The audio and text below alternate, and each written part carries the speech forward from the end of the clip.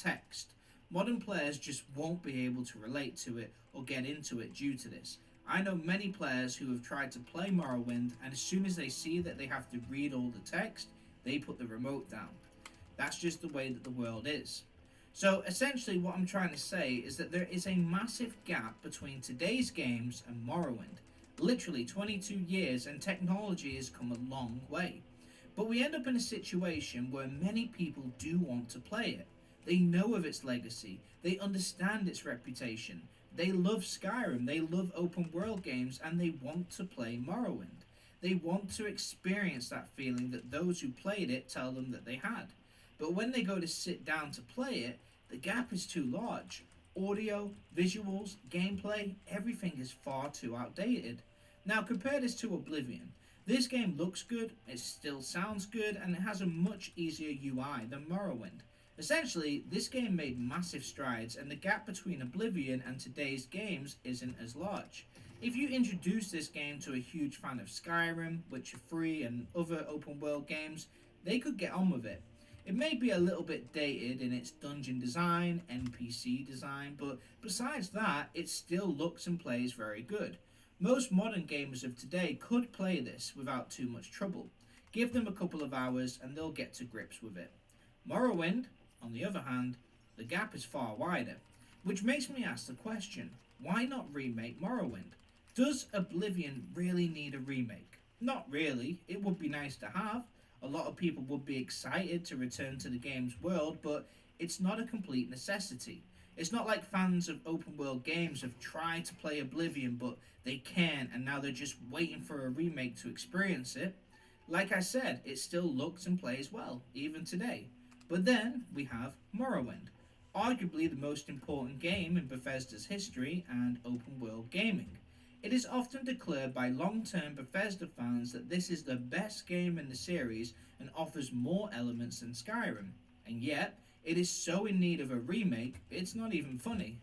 Skyrim has been remade about 100 times. Oblivion has its own remake coming soon. There's even talk of Fallout 3 getting a remake soon as well. But my question is, why have they never remade Morrowind? Not only is it the most important game in Bethesda's history, not only does it actually need a remake more than the others, but it actually has the demand for it too. If you look up reviews online, so many fans of Skyrim and newer open world RPGs are desperate to play it. They want to give it a go and experience it. They want to see what all the hype is about, but they can't. It's just asking too much, and the gap is far too huge. Imagine playing games like Red Dead Redemption 2, Kingdom Come Deliverance 2, GTA 6 when it comes out, and then you try to play Morrowind. For a lot of gamers who played it when it came out, we can adapt because we grew up with these games. We know what to expect. We know where the gold is. That's why we stick to it. But other gamers just have so much to adapt to, and it's almost impossible. So my point is this. After they finish remaking Oblivion, they should turn their attention to remaking Morrowind. It is one of the most important games in history. It changed open world games forever and made them popular for console players. It took Bethesda from a small indie company to the AAA giants that they are today. So many younger fans of Bethesda want to play it, but the game is showing its age nowadays. I think if any game needs a remake or deserves a remake, it would be this one. For most people, an Oblivion remake is just a remake, but if they remade Morrowind, it would be like a brand new Elder Scrolls title for many people. That's how many people have not experienced it but would like to. Oblivion doesn't need a remake. Morrowind does. As of right now, when fans debate which is the better Elder Scrolls game, due to its technical limitations, Morrowind can never beat Skyrim. But if it was brought to life with today's graphics, fans of Skyrim could finally experience it and finally find out for themselves which is the better of the two, which type of RPG they prefer. As long as Morrowind looks like this and Skyrim looks like this, with the gap still being that huge, fans may never get the chance to find out. And games that change gaming history forever should always have a chance to be experienced by all types of gamers. And due to the reputation Morrowind has, and the intrigue newer players have regarding it, I think it might sell better as well. And that is why I believe Morrowind should be the game getting the remake instead of Oblivion. But anyway, that's it for this one, but what do you guys think? If you had to choose between the two, which game do you think you would prefer to see a remake of? Do you feel it could ruin the game's legacy if it got a remake? Or do you want another Skyrim remake? Let me know your thoughts in the comments. If you enjoyed the video, please give it the thumbs up, and if you're new here, please consider subscribing. I'm Av Gaming, where we do video game analysis, identifying what makes great games great and what could make good games great as well. Thanks for watching. Av out.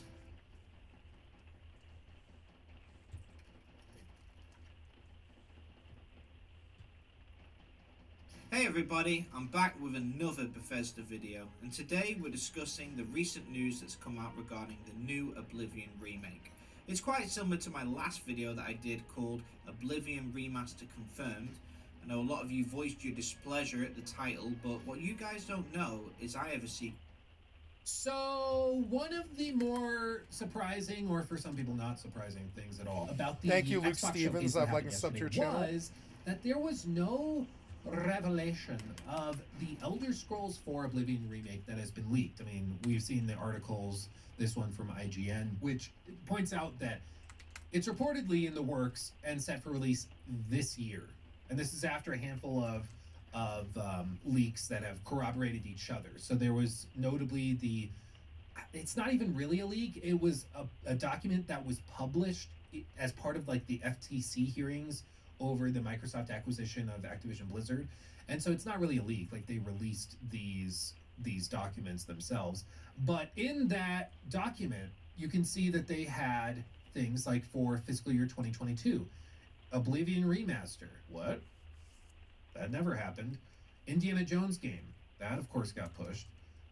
Doom Year Zero, Project Kestrel, Project Platinum, Elder Scrolls 6 for financial year 2024. This is what they thought they were going to achieve in July of 2020. So right in the midst of COVID, this was where they thought they would be, which is kind of insane to think that we would have Dishonored 3, the new Doom game would already like be out. Dishonored would be that was one of the games I was thinking of earlier. At this point, like it's insane how much stuff shifted forward. But I mean, here we are. But the two big things, of course, that people noted that we're talking about here is the Oblivion remaster and a Fallout 3 remaster. This is the actual article and document where you can see each thing outlined in this way. You can also see estimated revenue forecasted for each of the projects. I'll move my face so you can see that. And it's really, really interesting. They expected the Fallout 3 remaster to garner about $190 million. Wow. Elder Scrolls 6, they expect $1 billion. They expect that to be a heavy hitter. Where's the other one? Indiana Jones, they were expecting first year 230 million, 55 in the second year, 25 in the third. Kind of a nice tail on it.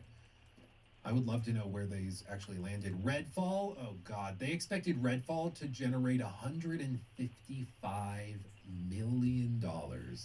Why? And then they were expecting still 1, 2, 3 years after its launch, they were expecting Redfall to still be taking in about $20 million. Wow. That's crazy, dude. Can you imagine? Unbelievable. This is the other thing. Just tell me, I don't know, guys, is ESO like actually this big? Because I feel like we see it at every summer showcase they do. And but they're like I begging, hear, like, but nothing. yeah, I never, like I never hear anybody talk about ESO. I don't know a single person who plays it. I don't know any of it. Like I don't know anybody who plays it. I know it gets steady expansions. Yeah, I've seen those. I just don't know what player counts are like, and it seems extremely ambitious to expect like an average of $150 million coming in. But maybe they actually are doing those numbers. I mean, maybe. Who knows? I don't know. But you can see licensed IP game. I wonder what that was. 225 million. Yeah. But the big ones, again, Fallout 3 remaster, and of course, we have the Oblivion remaster that is also expected to generate 190 million just out the gate. They expected the Oblivion remaster to generate almost as much as the Indiana Jones game. And technically more than Redfall. So, really, really interesting. really, really interesting how this has shifted, because this is hilariously off. I mean, they're 3 years behind on most of it. It's pretty significant. I don't think they're good enough to do Indiana Jones. Have suggested that the Oblivion remaster is actually starting to come much closer.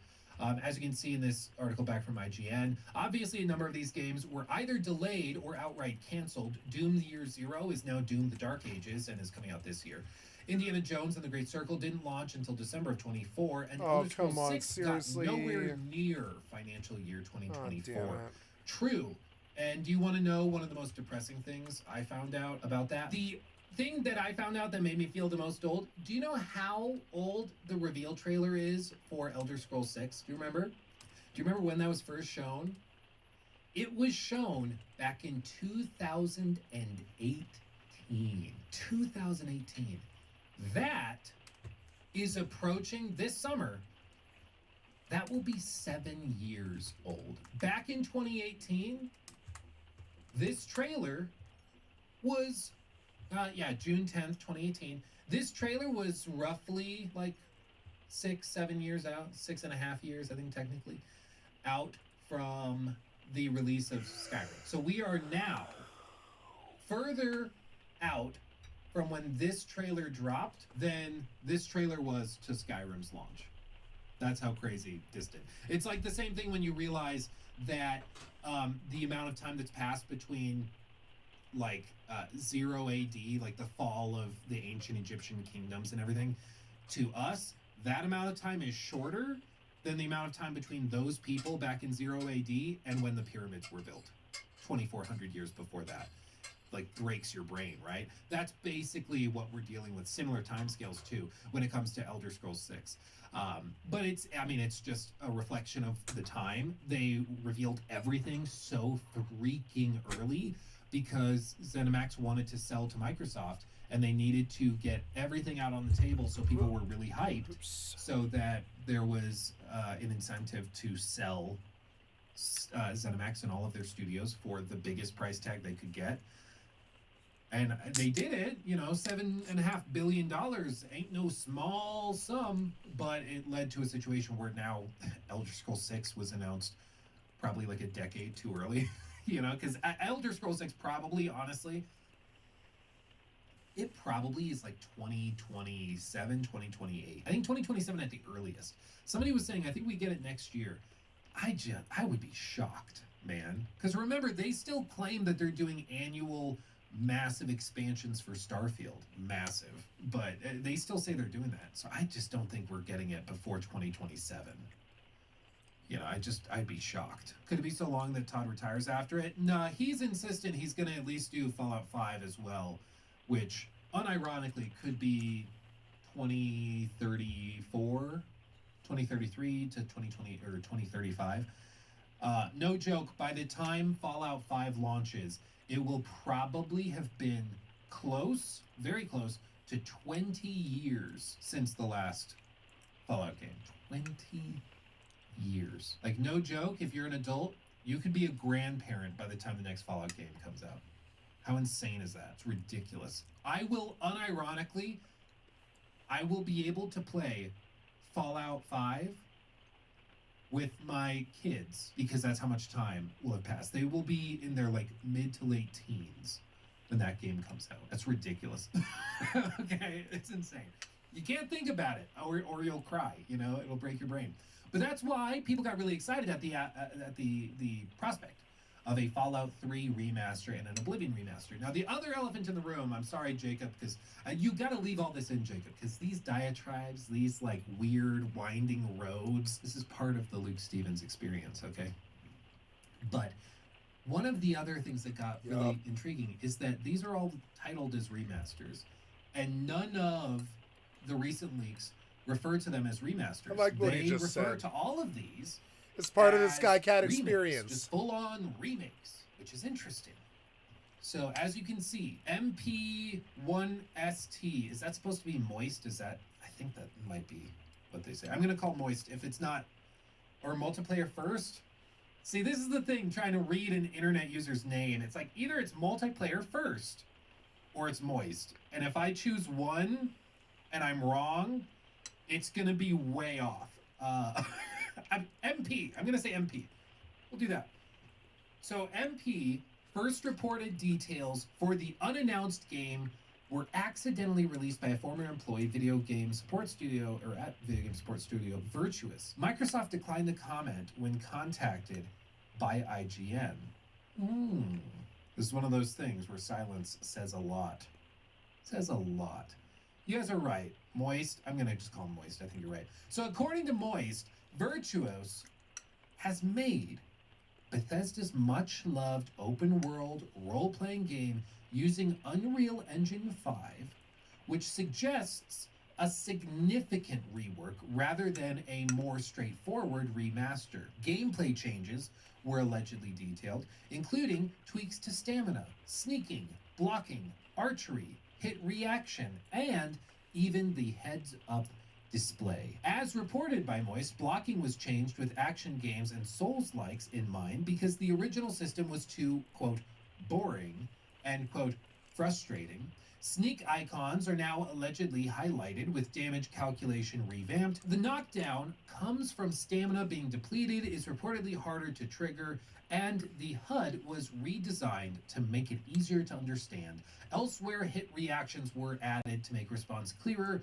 and archery was reportedly modernized in both first and third person perspectives, which all of those sound like significant improvements and enhancements. And recent leaks and rumors suggest that this comes in 2025. It comes later this year. Now, with the Xbox Showcase, the Developer Direct, I should say, that happened yesterday, a lot of people were... You guys seem to think that Bethesda's dying. But we have Fallout 5 coming, Elder Scrolls 6, more Starfield stuff for some reason.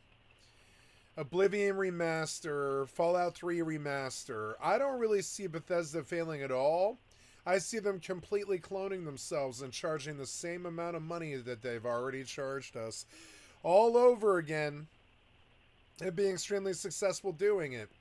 I don't see a dead Bethesda anymore. I stopped complaining about Bethesda right about when I started liking Starfield. We're expecting to see something about this Oblivion remake.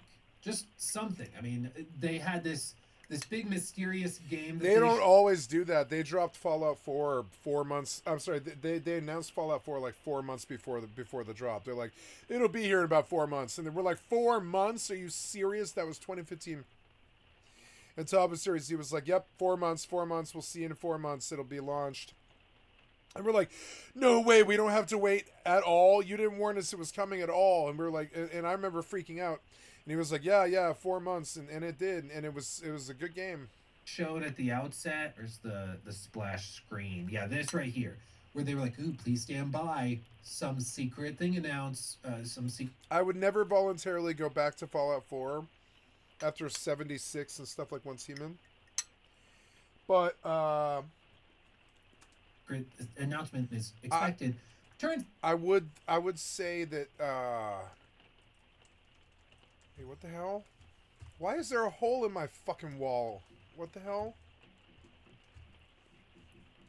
Oh, right, because I can't fill the hole. Nah, that's what she said. Ugh. Annoying. Alright, well, what time is it? This is 6 a.m. Good. But yeah, like, I don't see Bethesda failing anymore. I think they're probably failing financially. And probably as devs.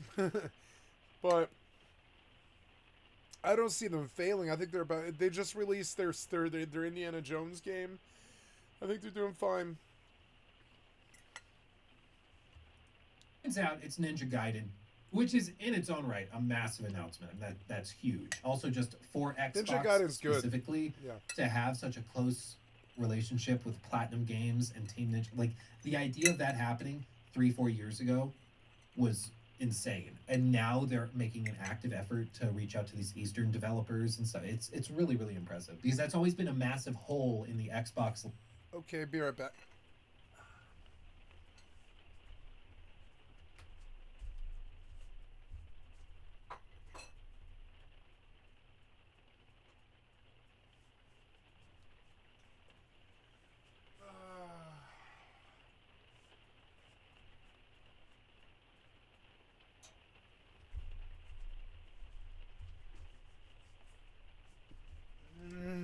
Quite good, Nochi.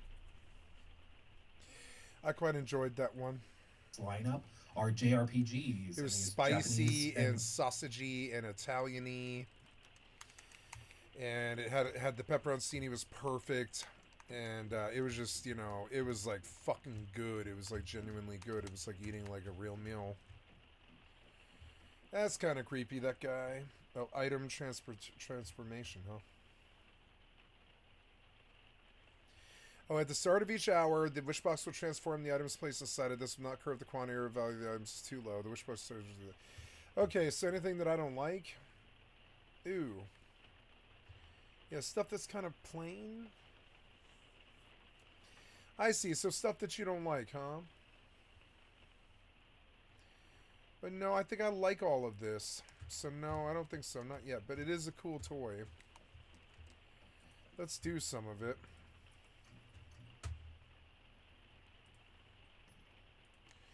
Here's a floor mirror.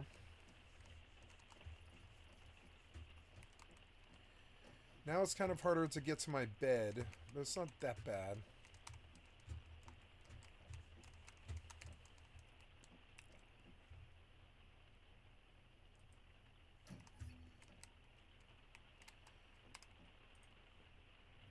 And a bookcase.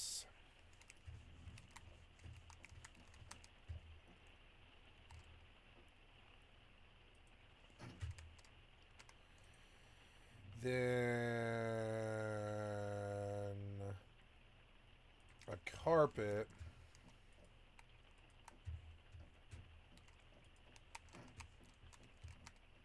Cool, we'll fit there too. Nice carpet.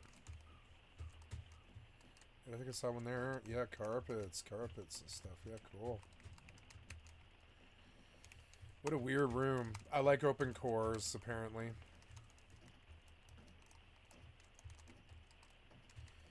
Anyways.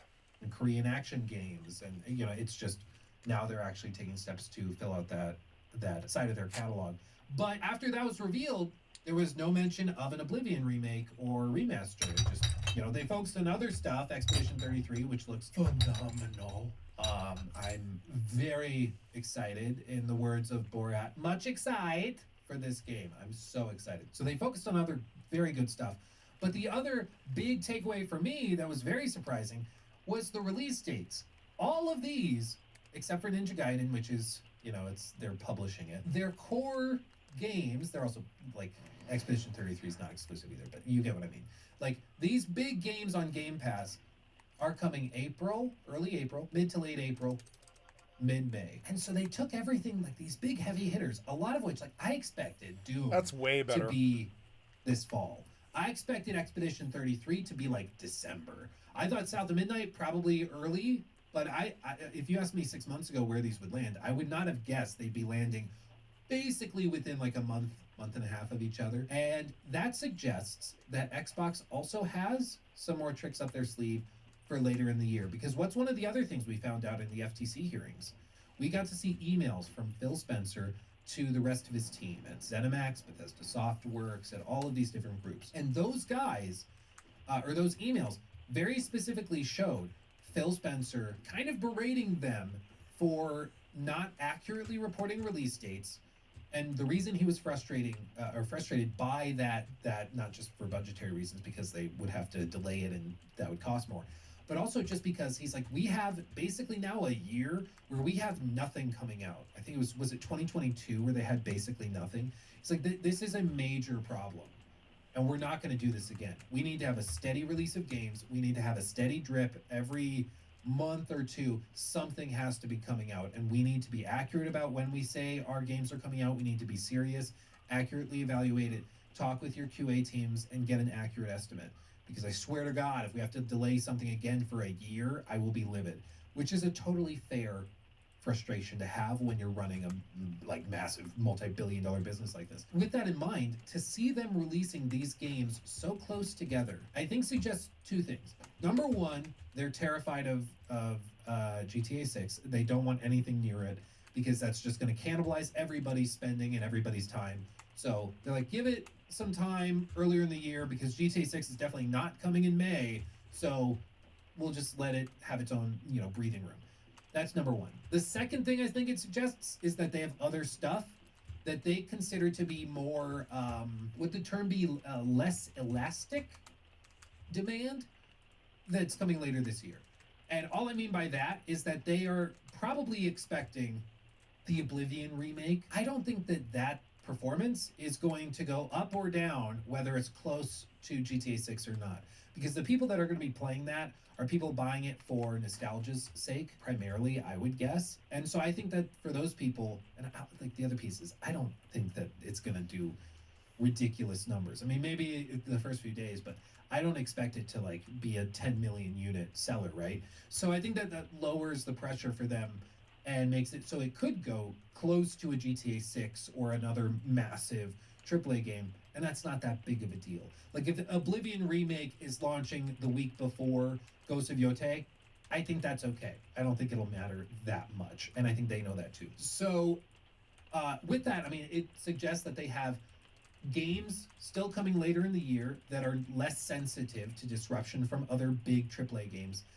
And it also kind of indirectly suggests that they have other games up their sleeves. Because these are some of the biggest ones that they focused on a lot in the last 12 months. Of course, they have other ones like Fable, for example, is a massive one that, according to reporting, has been extremely expensive for them to make. So that needs to be a big hit. So there's just all of these other little bitty things. But I think that this showcase, seeing these release dates the way that they are, the fact that there is no Oblivion remake announcement or Fallout 3 remake announcement, I think all of this suggests that they have some more tricks up their sleeve for later this year. And I think we see those this summer.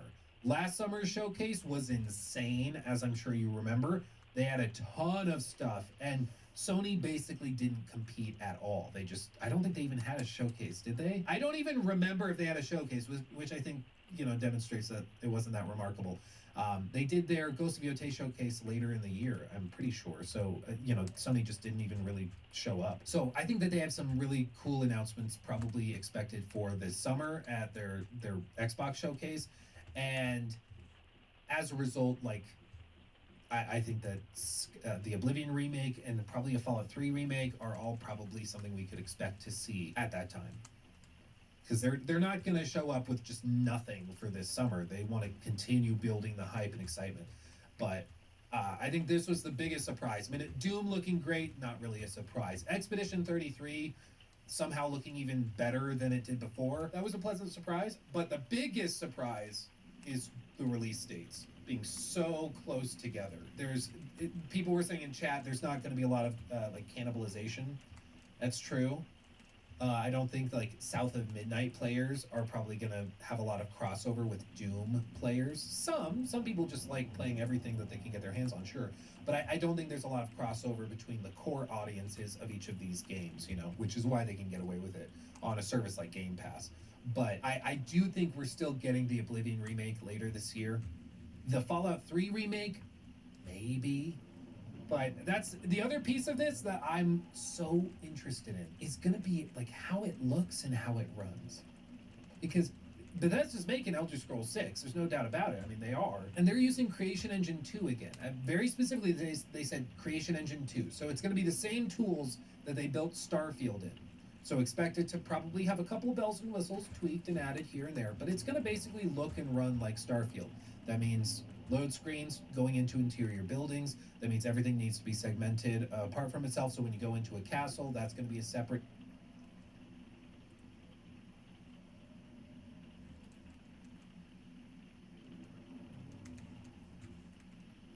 hell is that sound?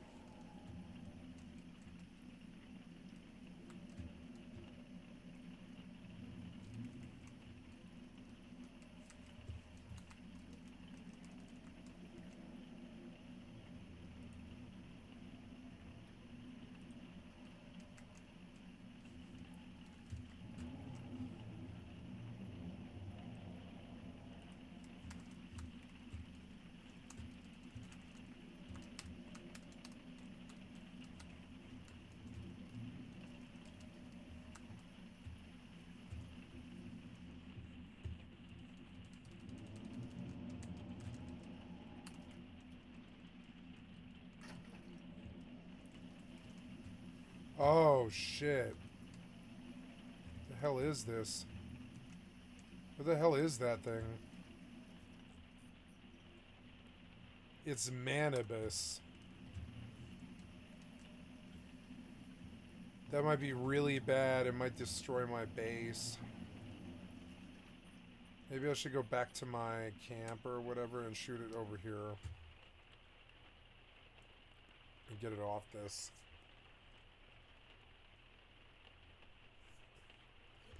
Manibus spawned on my base, which is so annoying.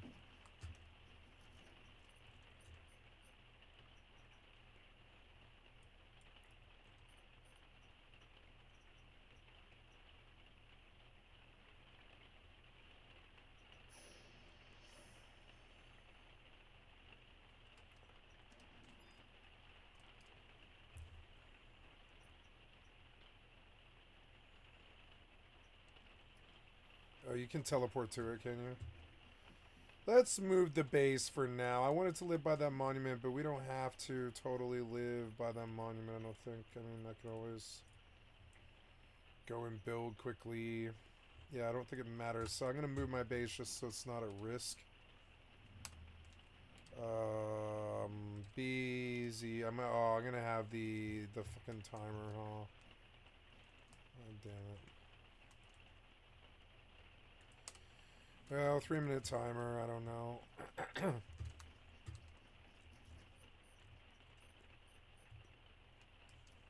I definitely don't want the base here. Or there, I mean.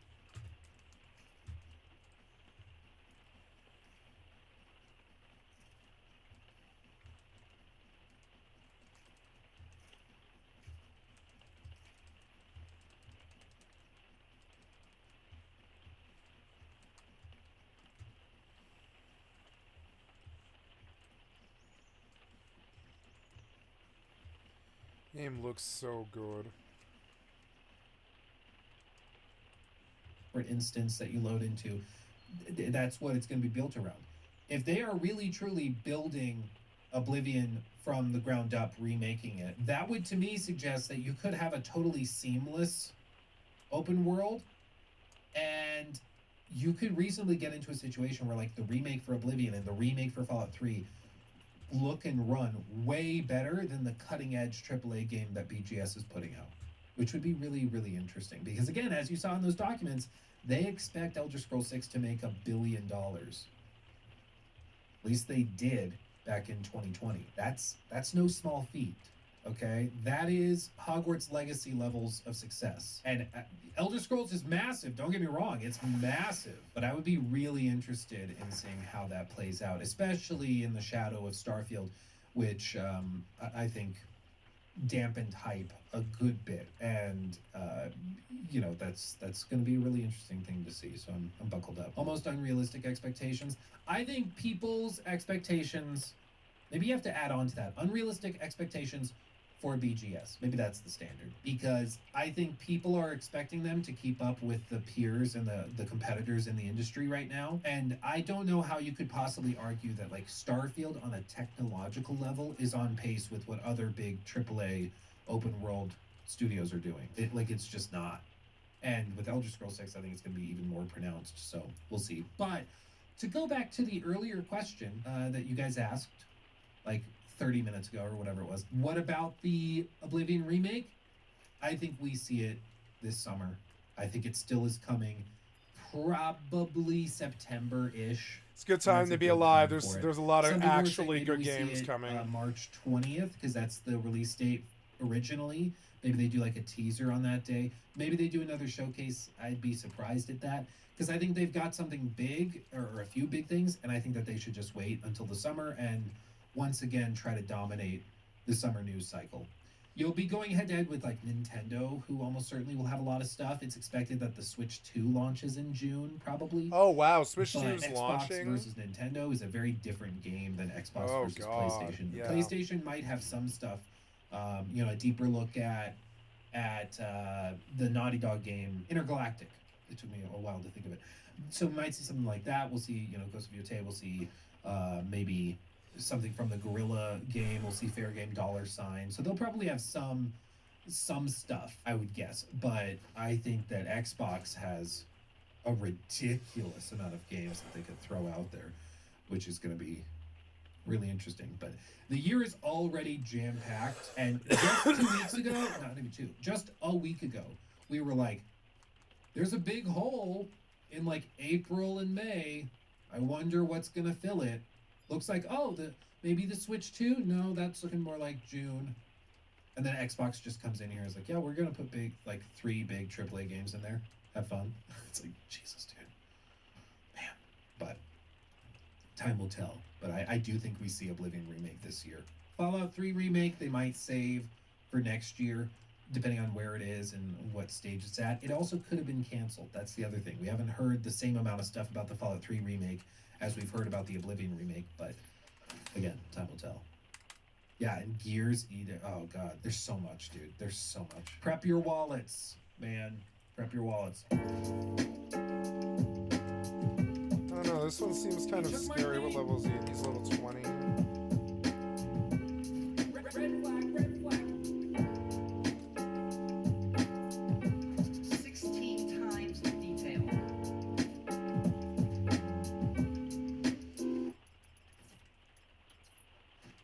So we found out recently that Dragon Age the Veilguard did not perform to expectations, is the technical term. What I was saying for a long time was it's really important to be clear about what the standard... Ooh. I'm a little nervous I'm losing this. And that I should maybe do something. Let's, X-Potion, I guess. Yeah, there we go. There we go. No, I don't think I am there. I'd rather use the X-Potion and have to go back to town. That's much better. I'll just bring more X-Potions. Who cares?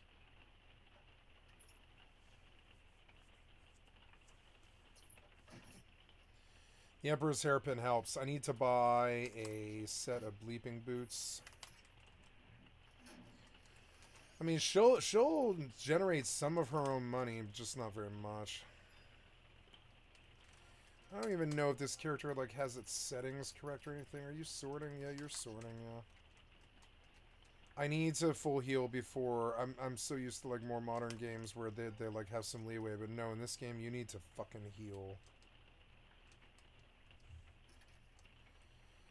Okay, let's move my thingy and we'll go fight the mana bus.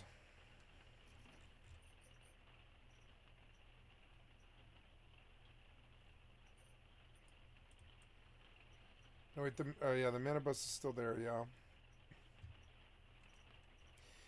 I don't know, let's just go fight it and see what happens, fuck it.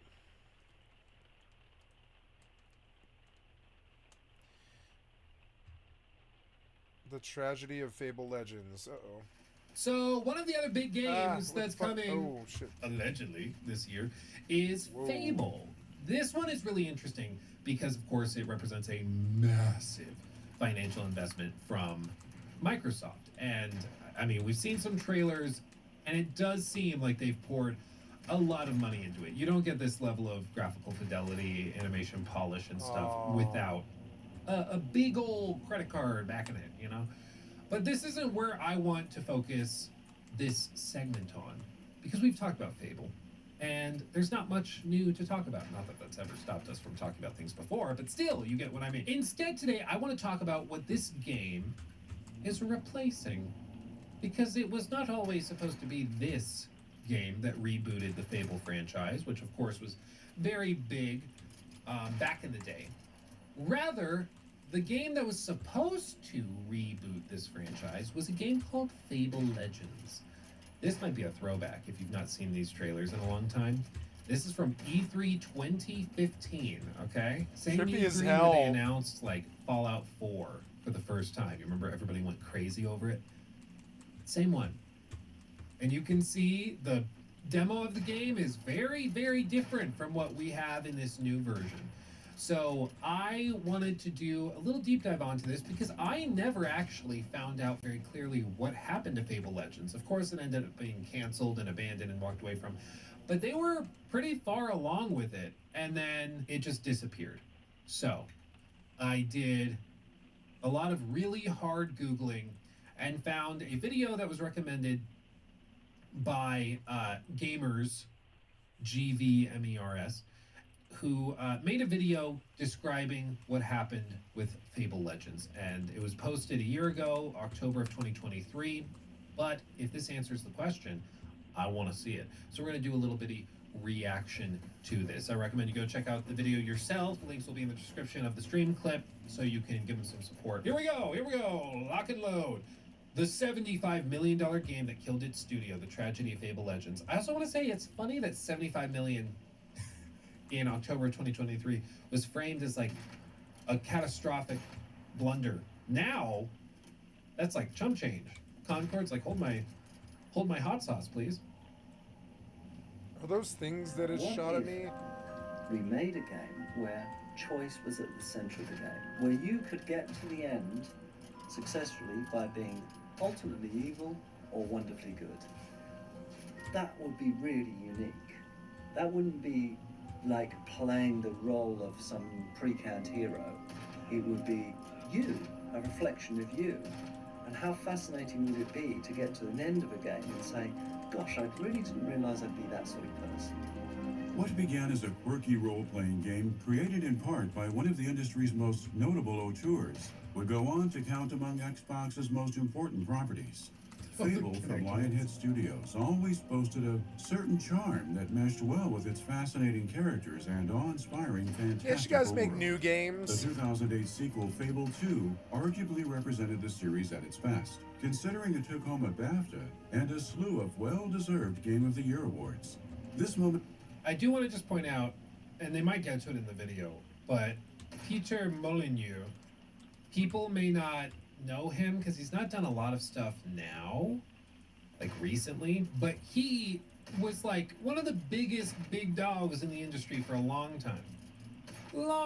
And he made all these wild promises and all these crazy things. One of the things he said about the original Fable was that you'd be able to like plant an acorn in the ground, and they wanted that acorn to grow into a tree, and then you come back in game, you know, years later, and the tree has grown into this beautiful thing, tree. And that kind of was like the vision of it. They wanted it to just be this living, breathing thing where all of your choices had massive consequence. And it didn't end up really being a thing at all. I mean, a lot of the things he promised ended up going absolutely nowhere. One of the other things he did, do you guys remember the Milo demo? This was one of his other projects. It was just like a straight up, it didn't work. But the idea was there was this Kinect experience where there's somebody that is like living inside the console that you talk to. You have finished your school project. What happened there is that Claire knew Milo so well, she knew when he was worried about something. The head was down, he wasn't looking at the camera so much, and this is about you meeting a character, a person. Well, why? So he's a very eccentric fellow, and he thinks very big picture, typically far ahead of his time. You know, he's got big ideas. The idea of like you plant the acorn, it grows, and is something you see years later in game. That's something you get now, even in games like frickin' Stardew Valley, which of course is like a farming sim, so you'd hope stuff grows in that game. But there's games with consequence that comes back way later, you know, but that wasn't really that doable back in like 2006 or whatever it was. And nowadays with LLMs and stuff, something like Milo, very, very doable.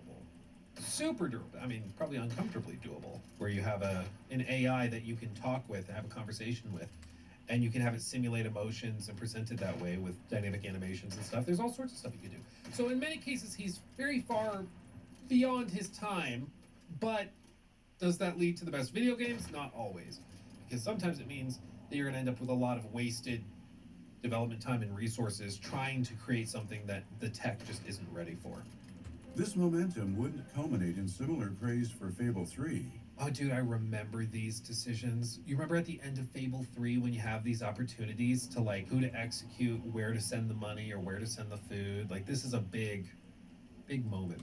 Big moment. I believe it's at the very, very end of the game, and it's, like, the final choices you're making. But it's been a long time since I played Fable 3. No one could have anticipated the third number title marking the end of Fable as fans had known it for the better part of a decade. A cutesy beat-em-up in Fable Heroes and Fable the Journey's magic-fueled Connect adventure trailed far from the franchise's established status quo.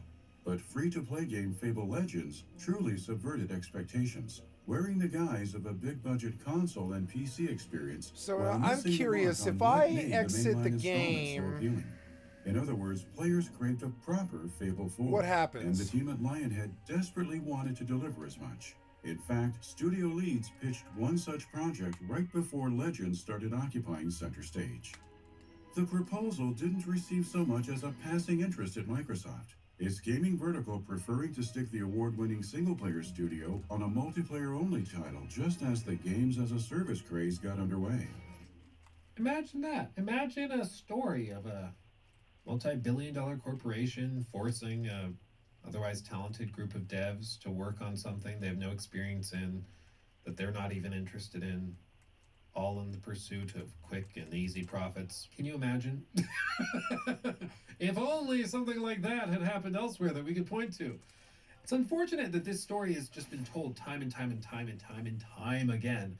Fable Legends was like a full decade before PlayStation got into this era. And it seems like they've course corrected a lot. I mean, they of course have gone and bought out live service studios like Activision to pursue the live service releases and to do that. But I think it's because Phil Spencer and his team learned hard early on that you can't take a single player team and have them make a good live service game. They are different skill sets, and the audiences are different. The fans are different. And so if you take a single player studio with single player gaming fans that like narrative stuff and RPGs and that type of thing, and you try to sell those people a live service freemium game, they will not like it, they will not support it, and it will flop. It sounds super simple, because it is, but unfortunately some of these executives have to learn the hard way after wasting hundreds of millions of dollars. They have to learn the hard way, something that they could have learned if they watched a YouTube video from some moron in a basement, but that's just where we are.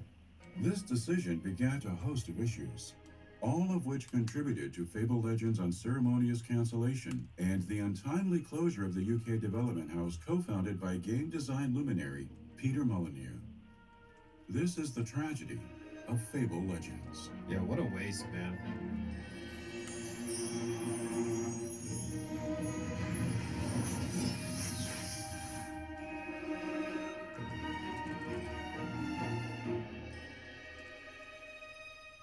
This video has been brought to you in part by Dungeon Hunter 6. Oh! It looks like Fable Legends. Why didn't Microsoft just buy this? Just buy that. That sounds great. Okay. Anyway, sorry.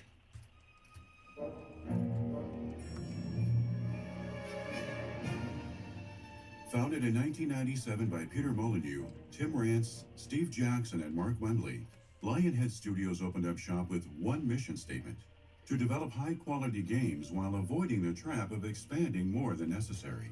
Keeping the company's inner circle small didn't translate to the best management standards, though. Former staffer... I'm sorry, that studio, I've never seen something like that before. They're not even in cubicles. They're on like 4-leaf clover looking desks, and they each sit. There's some people at the end of it, some people in the middle, in the ends. So they're all facing inward towards each other. I've never seen a studio layout like that. That's old Bungie style. It's very weird. I think I would have a panic attack working in an office like that. Like, imagine the guy next to you is really cluttered, like this guy seems to be, and it's just trash and paper everywhere. I would unironically turn into Dwight Schrute, where he's got the ruler and he pushes everything to the threshold of the desk. That would be me.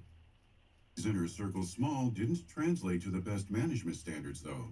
Former staffer Charlton Edwards recalled in a Eurogamer interview that Lionhead's early days endured a distinct lack of organization. Yet, even without Purdue... Hold on, what was the full text? Lack of organization and planning. Quote, they just seemed to be making things up as they went on, but it was a really creative atmosphere. This is something you'll hear with a lot of these, like, very eccentric, dare I say, visionary developers, is that they don't tend to like a lot of structure.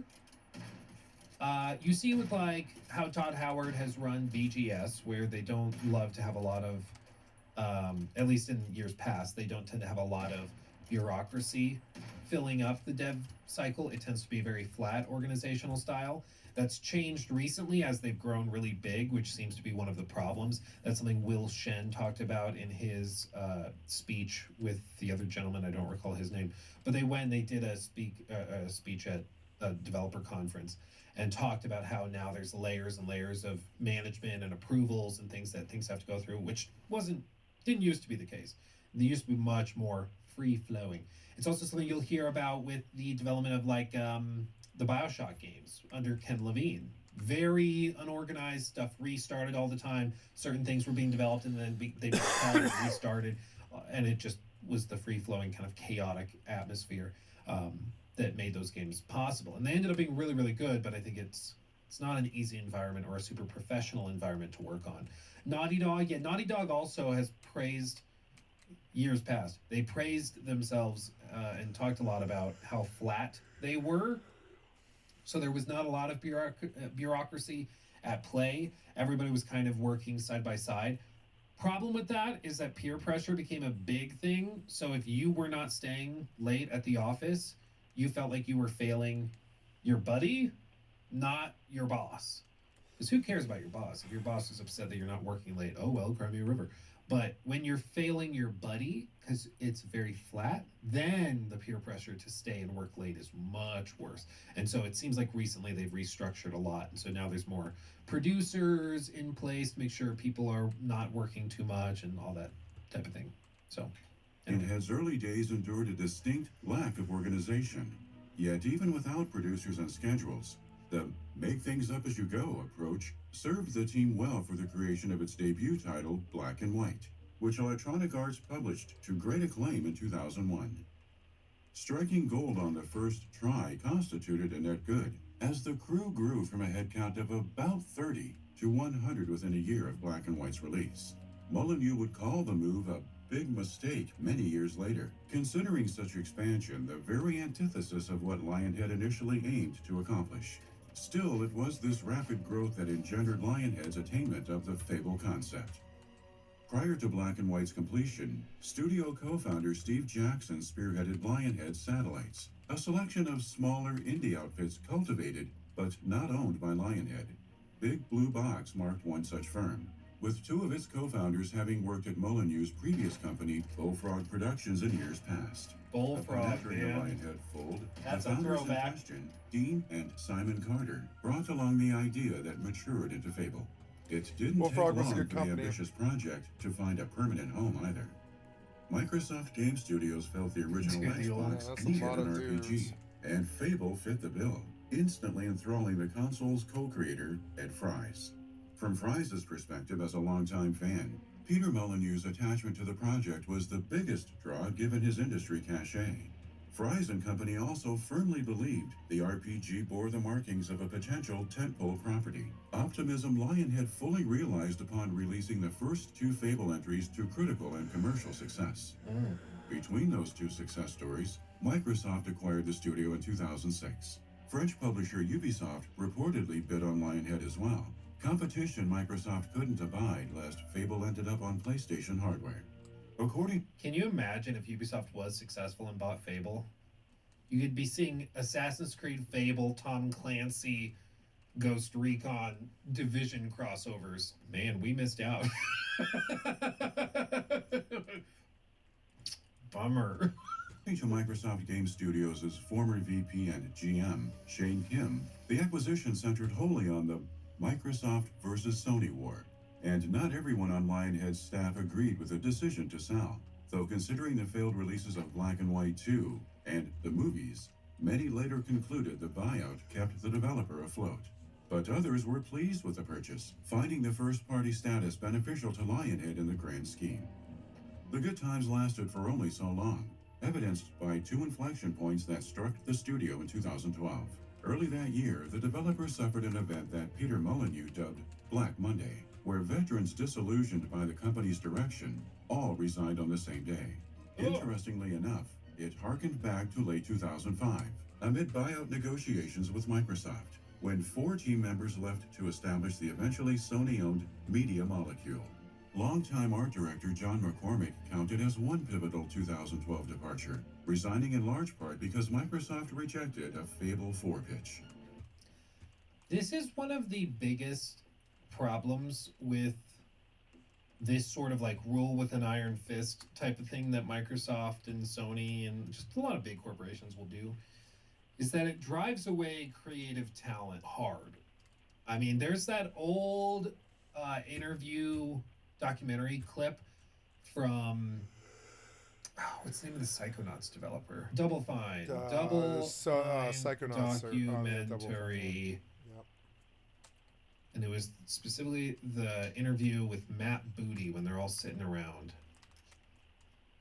Meetings with Matt Booty. Oh yeah, this. The one thing I saw was the subject about pitches when Booty was like, well, we should have a discussion about that. I think that's fair. And like, he didn't come out and just be like, oh no, you can't do this and we should, we have to.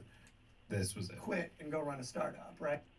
And they were like, even though they had a nice little handshake agreement, they still ended up having to pay that company. So if you really want to go run a startup, quit and go run a startup, right? I mean, when you're telling staff, like, to give you full context, let me rewind a little bit. Sorry. And that really is going to boil down to making a game. It's just that the thing is, it's like corporations like Microsoft always have the advantage. Because I've seen this happen to friends of mine who have released games, and this has happened, and then the company has gone after them, and they were like, even though they had a nice little handshake agreement, they still ended up having to pay that company. So, to be clear, she's asking about when you're brainstorming for a video game and you throw out ideas. If the company you're working for is owned by Microsoft and that company doesn't use your idea, she's saying we should be able to take that idea and eventually go make our own game or go bring that idea somewhere else.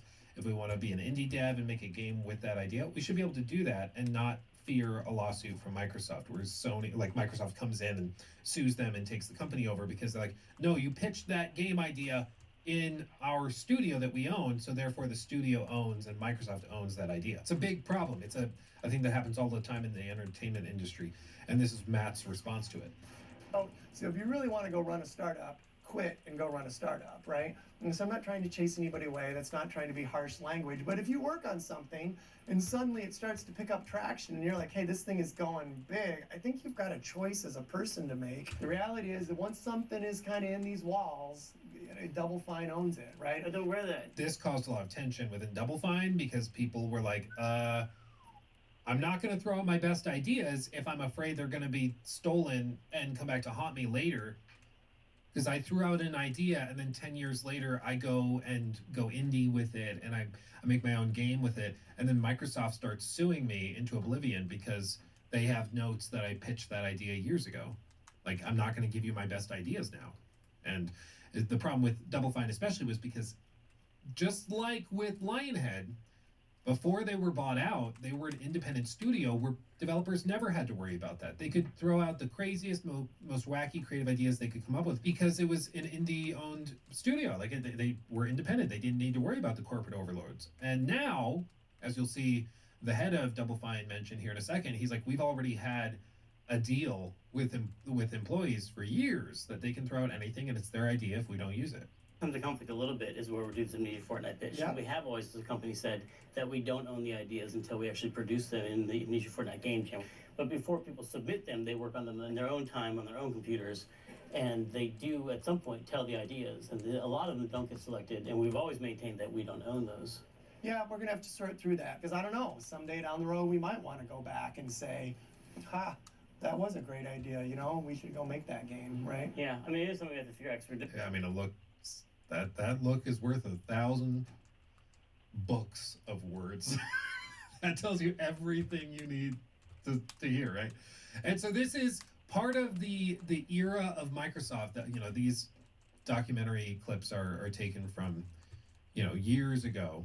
But it does reflect this same era of Microsoft and the same approach, where Microsoft is a massive multi-trillion-dollar corporation. They are successful because they rule with an iron fist. But creative types are not software engineers. You know, they behave and act differently. And so when these people saw that Microsoft was coming in and was holding them to the same standard as like a software engineer working on a line of code or a series of, you know, different software systems for server infrastructure to manage temperatures of data centers, like, they're different.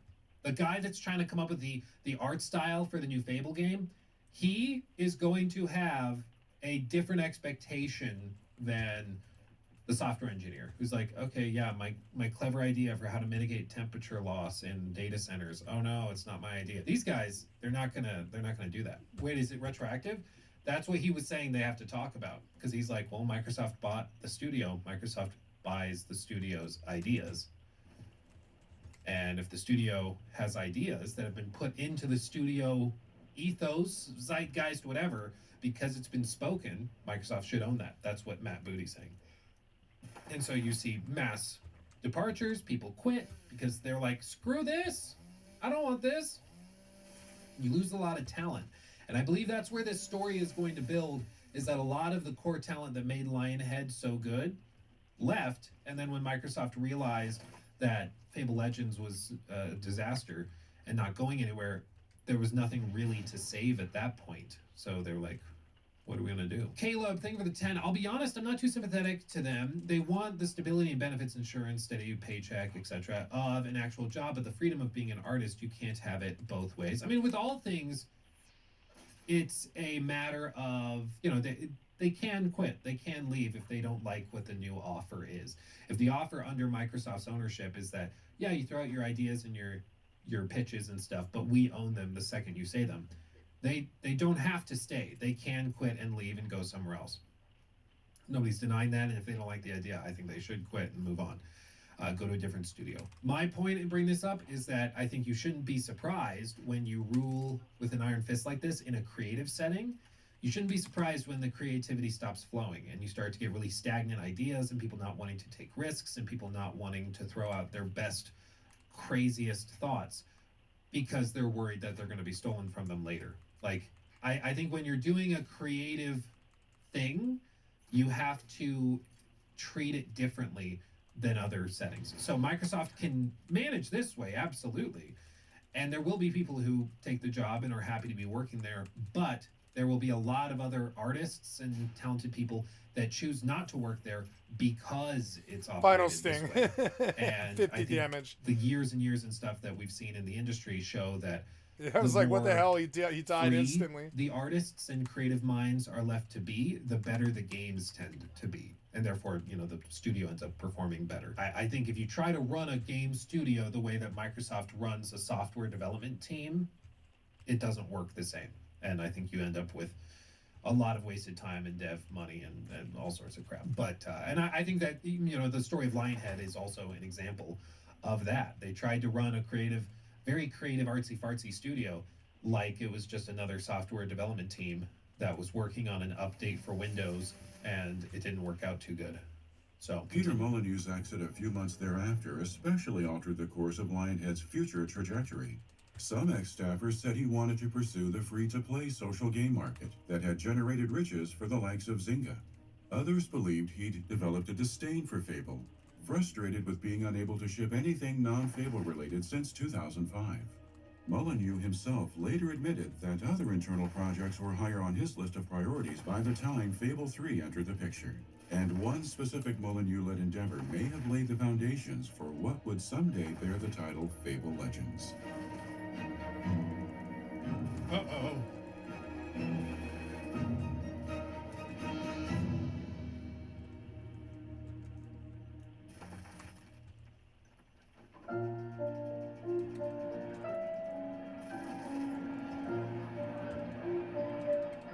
John McCormick envisioned Fable 4 as an Unreal Engine 4-powered adventure with an industrial backdrop, one heavily inspired by late Victorian London.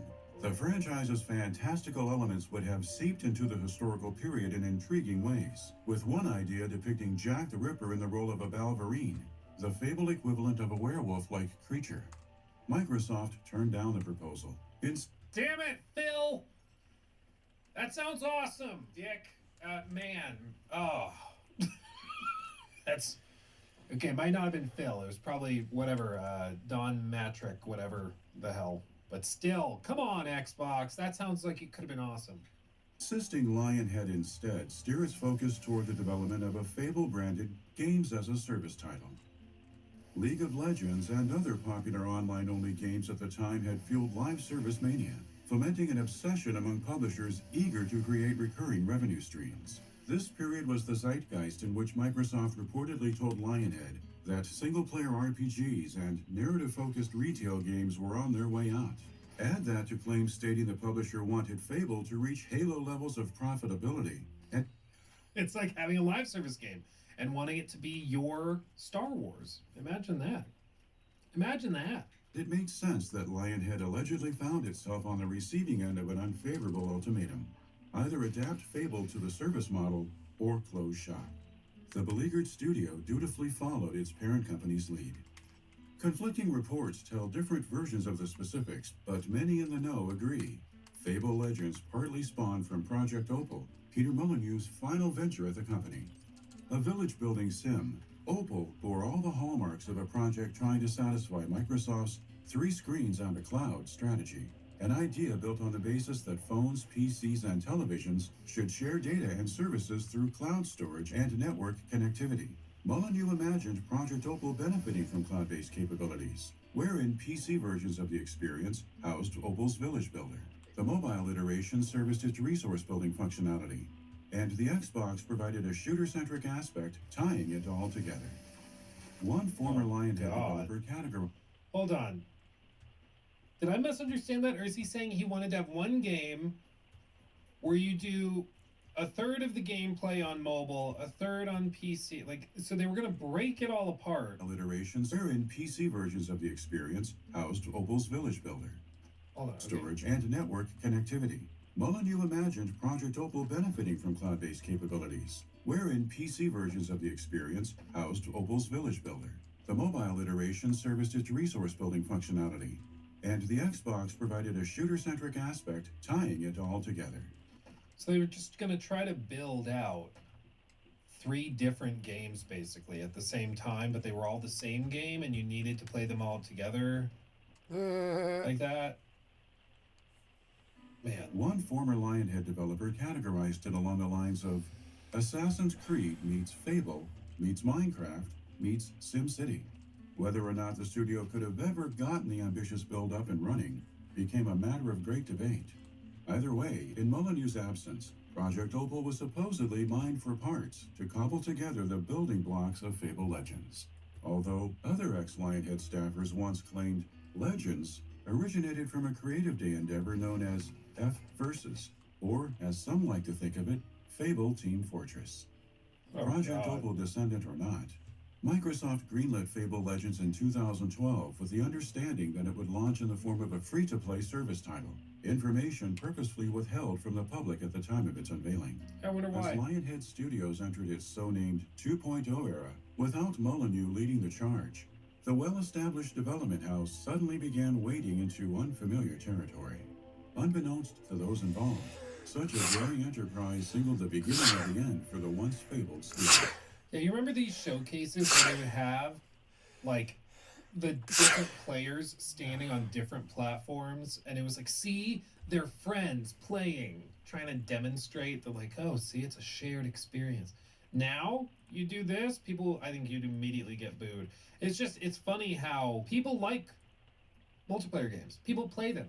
Millions and millions and millions of people play mobile games play multiplayer games. But when you're trying to sell something to single player games, or I can't speak. When you're trying to sell a multiplayer game to single player gamers, they always try to do it like this for some stupid reason, and it never works. It never ever works. It's like those old Ubisoft demos from like the 2016-17 era where they're doing like a Rainbow Six mission, and then it's like the most fake friendly dialogue. Oh, I see a target up there. You get him? And then Jessica goes, yeah, got him. Never stood a chance. And then they go back to Tom, and Tom's like, oh yeah, well, especially with your loadout. It's always like weirdly snuck in marketing stuff. It's like, with your loadout and then that cool cosmetic you've got, they never stood a chance. It's like, shut up. Shut up. Nobody thinks this is candid. Everybody knows what you're doing. I don't know what type of room temperature IQ we would have to think that that was real. But please stop. Please. For the love of God.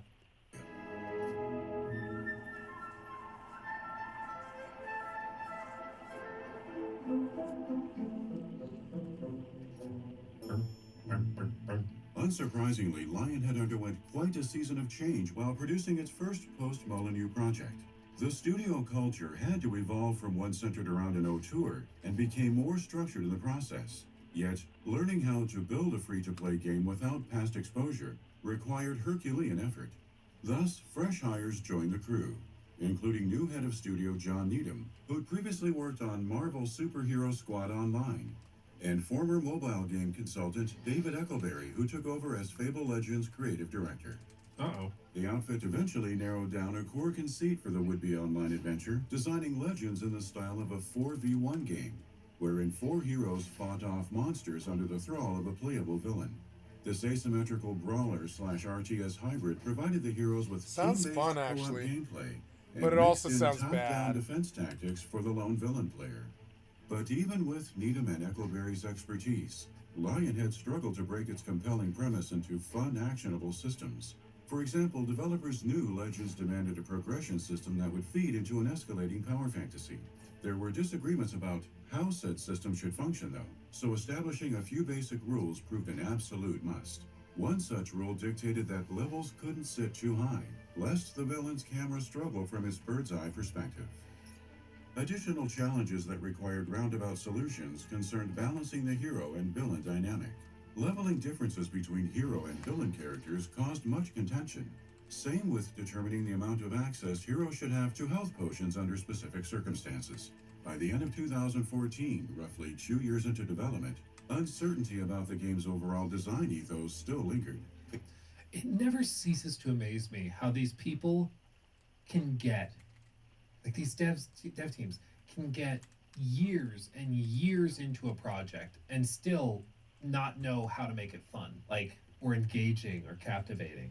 It was one of the most interesting things about like the development of Starfield too. I remember seeing that interview where Todd talked about how hard it was to find the fun. Yeah, Starfield proved to be an especially difficult project. Howard previously said that it took 7 years of development to really find the fun in the game, and that he thought he would find the answers faster. Like, it was only in 2022, Starfield's original release year, that the RPG was fun to play, according to the devs. But that's also a thing here where they're like, yeah, we're struggling to find a way to make it, you know, a game that people want to play. It's like you would think that they would start with like a compelling idea. I've seen, you know, Kickstarters where they have a prototype that you download and launch the executable yourself. Starfield is fun if you mod it a ton and you play the combat of it like how it's meant to be played. Yeah. And it's a prototype that they've built in like a matter of months. And they find a prototype that's fun, and then they build it into a whole game based around that prototype. But with this, it's always amazing to me how you can have these games that are built on the premise of like the end goal, which is live service, money. It'll keep the studio afloat. We'll get lots of players because it's live service and it's got mobile stuff. You all have phones, don't you? You'll love it. Like, and you'll be able to play it anywhere. So it'll be super successful. But they never start, like these disasters never start with just the really compelling gameplay idea that people find captivating to begin with. It always starts with the end goal or like with the idea of what you want it to be. You know, we want it to be the ultimate space sim, space exploration game. Why is that fun? Like, what's the fun part of it? Because simulation games are not always fun. Like, they can be satisfying, but they're not always fun. So, like, maybe it's not supposed to be fun. No, we want it to be fun. Okay, well then how are we going to do that? I don't know yet. Okay. Inspiring the hiring of a competitive multiplayer specialist for consultancy purposes. Former developers claim that while the consultant pinpointed various problem areas and offered insight about possible solutions, their advice ultimately went unheeded. Yet Fable Legends' biggest obstacles stemmed from technical woes that impeded development progress at almost every turn. Unreal Engine 4 powered the title, but Lionhead gained access before the engine's completion, meaning developers were often charged with implementing updated versions of the tools while concurrently designing the game. The start and stop affair added months to the production cycle, a time sink further exacerbated by instances of the engine's revised features and bug fixes introducing previously unseen glitches to the mix. Another manner of technical problem manifested whenever Microsoft used Legends as a guinea pig for its latest initiatives. In January 2015, for instance, the company started billing the project as Windows 10 and Xbox One friendly. News dictating that Legends would boast cross-platform play functionality. The devs are like, what? What? What do you mean? But since Lionhead entered development with a Steam release in mind, this sudden change in plans opened the gateway to potential cheating issues. Microsoft's growing interest in boosting PC graphics and performance with DirectX 12 forced the Fable Legends creators to adjust to yet another technological advancement. The publisher's predilection for showcasing DirectX 12 with Legends demos heightened the pressure too. Reportedly, these types of mid-production additions at least partly contributed to the protracted development cycle. And yet, such corporate-level decisions hardly represented the worst offenses committed against the brand's final hurrah under Lionhead's stewardship. Dude, it's just so funny because it's like a perfect exemplification of everything wrong with like big corporate businesses trying to run creative enterprises. It's so funny how just one-to-one it all is. It's so funny to me. It's so funny. And also depressing. Thanks. Fable was the first game I ever worked on the original Xbox. So it's a ton of excitement about the work that Lionhead's doing to create the new iteration. Thanks, guys. Lionhead Studios. The Fable Legends reveal took audiences by surprise during Gamescom 2013, due in no small part to the fact that it wasn't the coveted Fable 4. Set amid Albion's Age of Heroes, about 400 years ahead of the first game's events, Legends promised a 4-player cooperative adventure with an asymmetrical multiplayer bent. Fans were intrigued from the outset, albeit skeptical of the integrated cloud functionality that necessitated online-only access. Skepticism ballooned as more information trickled out. Speaking with IGN in the months following the announcement, creative director David Eccleberry insisted the new multiplayer focus wouldn't completely overshadow Fable's usual storytelling element. He went on to tease the game's episodic content model. Oh, God.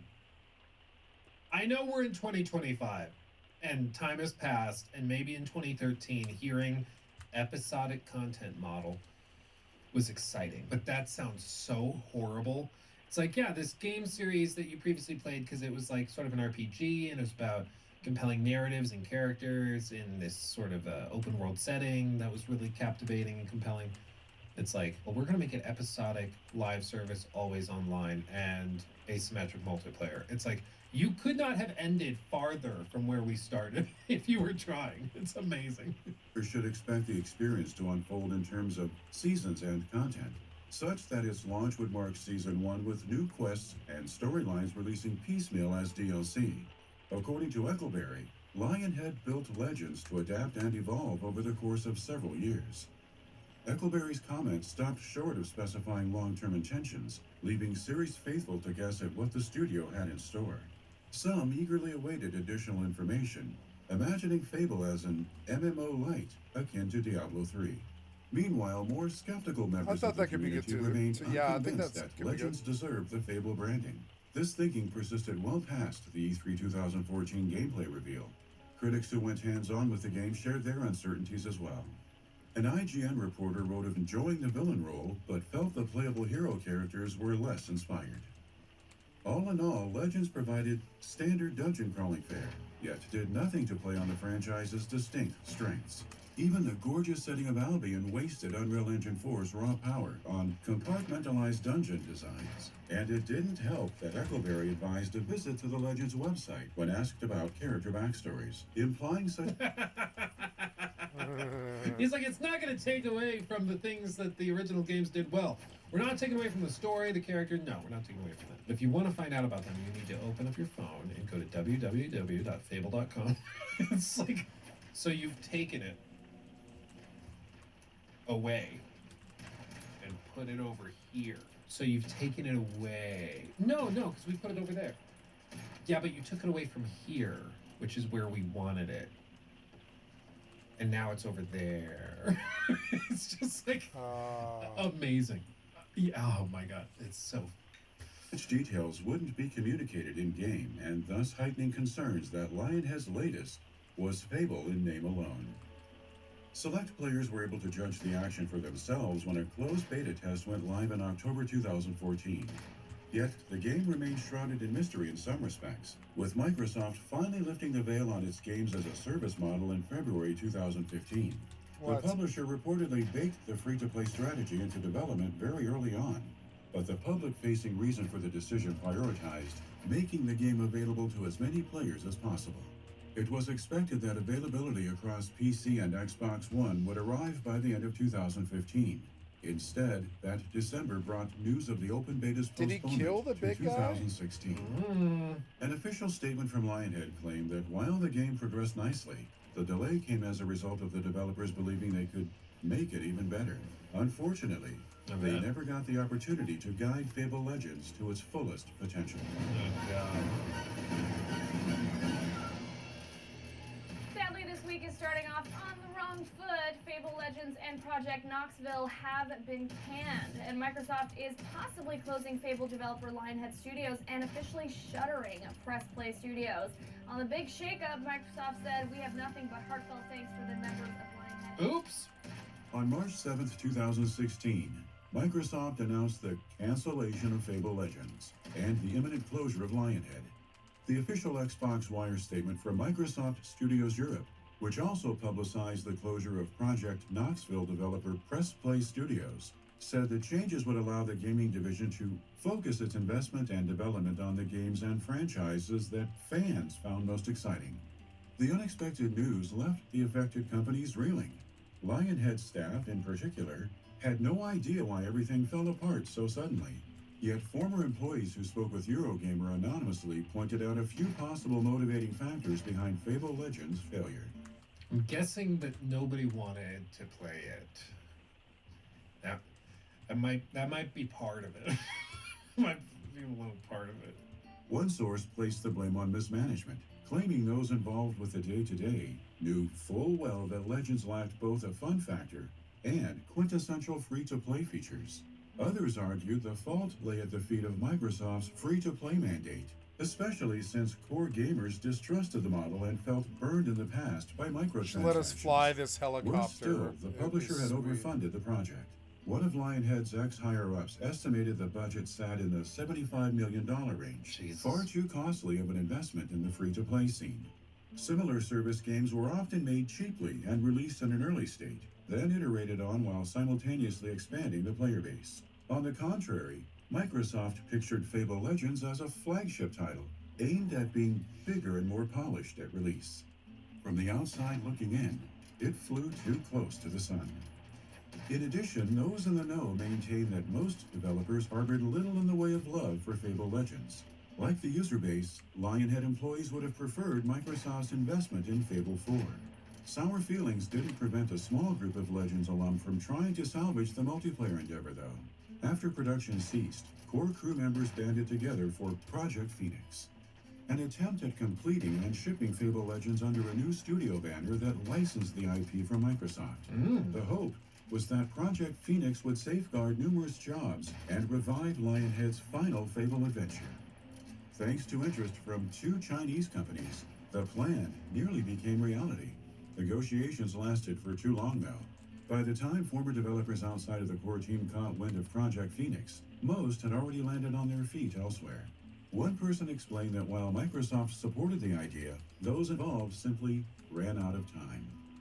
And perhaps Fable Legends' failings can be best illustrated by the notion of bad timing.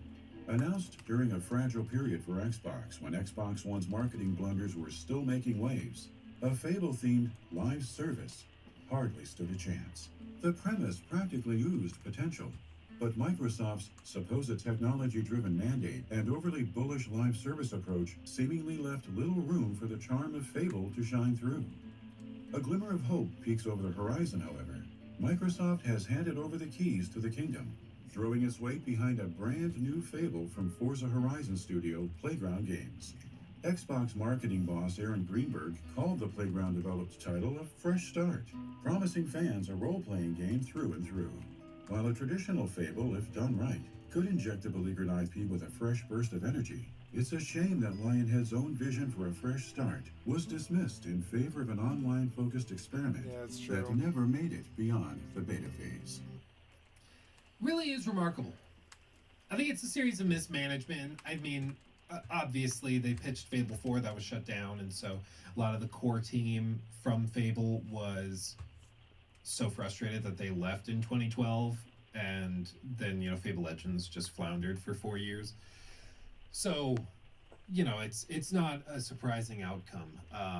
But what I just find so fascinating is that it is another one of these stories of just years and tens of millions of dollars wasted on a live service game that nobody wanted. Like, from the outset, you could have asked any average, like, I don't want to know. Fable fan, is this something you'd connect with? And they would have been like, hell no. Give me anything else. Give me Fable 4. That's what I actually want. I don't want a live service asymmetric multiplayer game that's episodic and filled with microtransactions. No, stop it. But, you know, unfortunately, these corporations typically have to learn the lesson the hard way. And then they're like, oh, yeah, I guess that wasn't a good idea. What are you going to do? what are you going to do? Imagine not asking players what they want. Well, what they do is they hire consultants. You remember the guy that they showed? Where is he?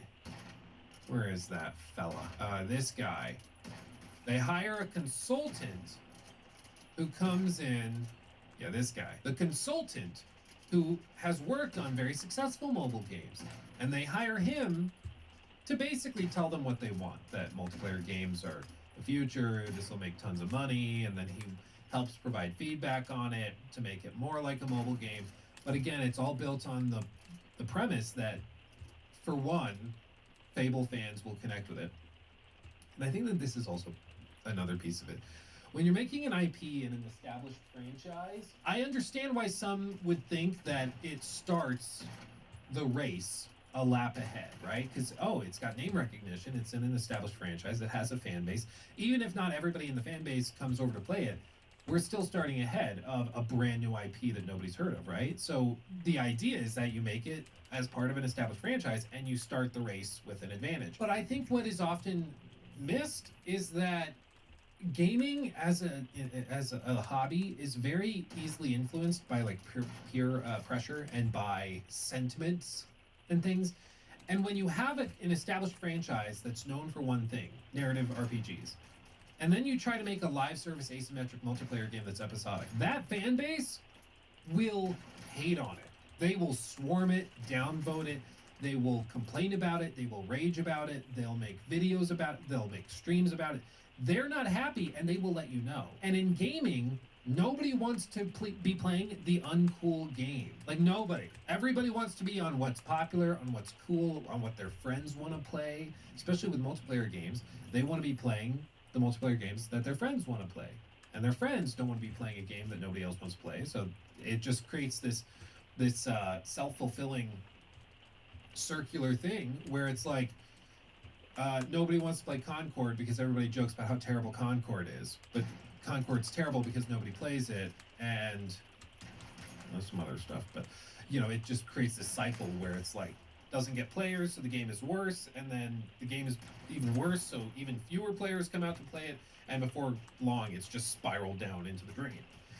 And with this, I think with so many of these live service games with established IP as the founding part, it misses one of the core problems with it, which is that the core fan base may revolt, and actually, instead of you starting the race ahead, you might start significantly behind, because every time there's a trailer, every time there's an announcement, anytime there's anything like that, you're getting mass downvoted. The comment section is filled with negativity, which is not something you want on your live service game when you want people to get hyped for it. And it just doesn't work. It doesn't work as smoothly as they think. And a lot of these companies have to learn the hard way. But you see it even now. I mean, even now, Sony, with some of their live service announcements and stuff, if they start their showcases with it, you see the videos mass downvoted, you see the entire PlayStation showcase downvoted if they spend a lot of time talking about Concord or Fair Game $, because the players don't want it. And so even if the game is like relatively good, it's starting behind because people start with the prejudice against it.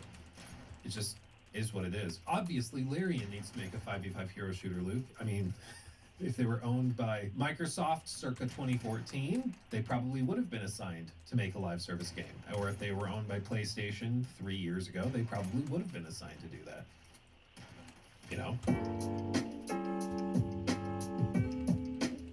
He took my theme! Red flag, red flag! 16 times the detail. 16 times the detail.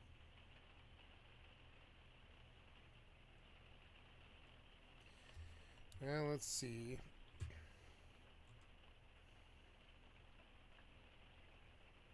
Is Chronicles of Illyria finally over? What up, friendos? How's it going, everybody? Hopefully you're up. Thank you, Kira. Thank you, Luke Stevens. See if I missed anything here. No, we didn't fully watch this one, I don't think, Kira. Hopefully you're having a good day, and I figured thank you, Kira. What would make the day better for channel. Most people. It's an update on Chronicles of Illyria, the chronic lies and delusions of Jeremy Caspian Walsh. And basically, the lack of updates and the lack of literally anything going on with one of the most well-funded and simultaneously disappointing MMORPGs to ever, shit itself to death on the grand stage of Kickstarter. And obviously I've not made a video about Illyria in a long time, because what is there to really talk about? You're really scraping the bottom of the barrel here, but to be fair, a lot of people love the way the bottom of the barrel tastes, because they keep asking me. It's probably the number one thing, other than Earth 2, that I get asked is what's going on with Chronicles of Illyria.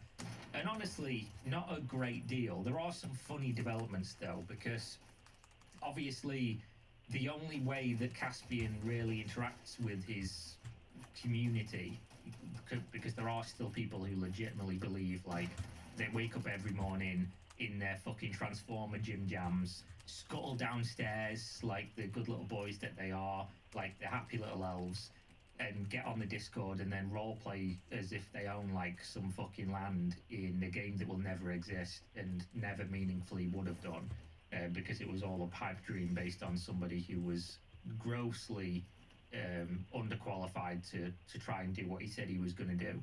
And these people still exist. They're still, wearing those Transformers gym jams, and they're still on the Discord interacting with him. And he basically keeps a little conclave of people who he does speak to, he does frequently update, But obviously, the updates we get publicly would usually come from the website, which has now been down for fucking months. The website, you can see here, like, you can go to the website now, it's actually there, but as soon as you try to click on anything, the website will be in maintenance. It's estimated to return on or around Thursday, January 23rd. As you'll notice, it's currently the 29th of January.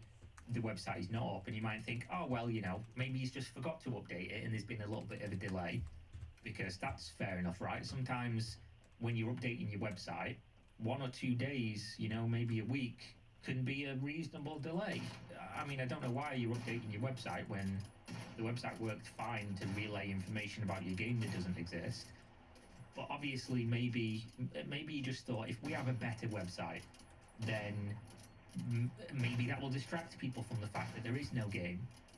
But obviously, he decided, I'm gonna, as a solo developer with an MMO that I keep claiming is 90% done, but nobody's ever seen it or played it, and I'll never show anyone, despite the fact that I could have raised more money and saved all these people who I apparently cared about their jobs and continue to keep them employed at the start of the pandemic, which is how long ago this was, when he closed down the studio. Maybe I could, you know, put in some effort to try and save everyone's job and allow them to feed their families. But instead, I'll show nobody anything ever, and then continually claim that we're almost there, but I just need to make this game first, and then this game, and then maybe I need to swap to Unity to make this game, and then maybe I need to update my website. So maybe in his brain there's like a couple days leeway, and we can give him that, right? We can extend him the good faith of saying, you know, he's only a week over schedule. Apart from the fact you realise the website's been down for fucking months. He took the website down. I don't know what the exact date was, but as you can see, Caspian takes down COE dev journals and fails to reach his own website update deadline for Thursday the 19th of December, which will be a month and a half ago, right? And that was his deadline for the website to be updated, which means it was taken down before then. I believe this was probably the update where he said he was going to be taken down, and this update was posted December 11th. So, you know, we're on good. If he leaves it another week, it'll be 2 months that the website has been unusable. And obviously that means all of the devlogs and everything are just gone. All the devlogs where he continually claimed, oh, this will be done by next week and this will be done by next month, and then when this game's done and it's in your hands in 2 months' time, we'll be really close to having, you know, this thing done and this thing done, and then I'm really hoping to have it in everyone's hands playing the early access by 2023. Oh no, wait, 2024. Oh no, wait, 2025. And then we're here, and we have less than we had before. At least before, he had a website with some blogs on it that were full of utter shite, just complete verbal fucking diarrhea. But now we don't even have that. There's not even a website, and it just goes to show, right? The fact that there's still people who legitimately believe, like, I'm very much of the opinion that he could very easily prove everybody wrong. And just to show you something real quick, he clearly pays attention to media and is deeply upset or hurt by it, and probably feels like he could vindicate himself in some way,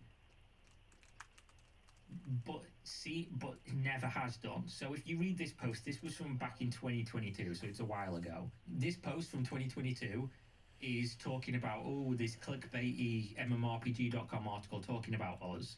And what I'm going to do now is, I'm not going to let these things slide. I'm going to fight back, you know. To quote him here, he says, there's an often misattributed quote that says, a lie can travel halfway around the world while the truth is still putting on its shoes. Which is true. Yeah, it is true. That's certainly been my experience over the last 2 years. But here's the thing. The truth has its boots on now, and it's ready to start kicking. He just puts his sunglasses on, he turns his back, cool guys don't look explosions, fucking boom, boom, fireworks. Like, he felt like he enter on this, he's lit his cigar, and started taking a sip from his fucking crystal glass with 40-year-old scotch in there, he was like, I am the coolest man on the planet.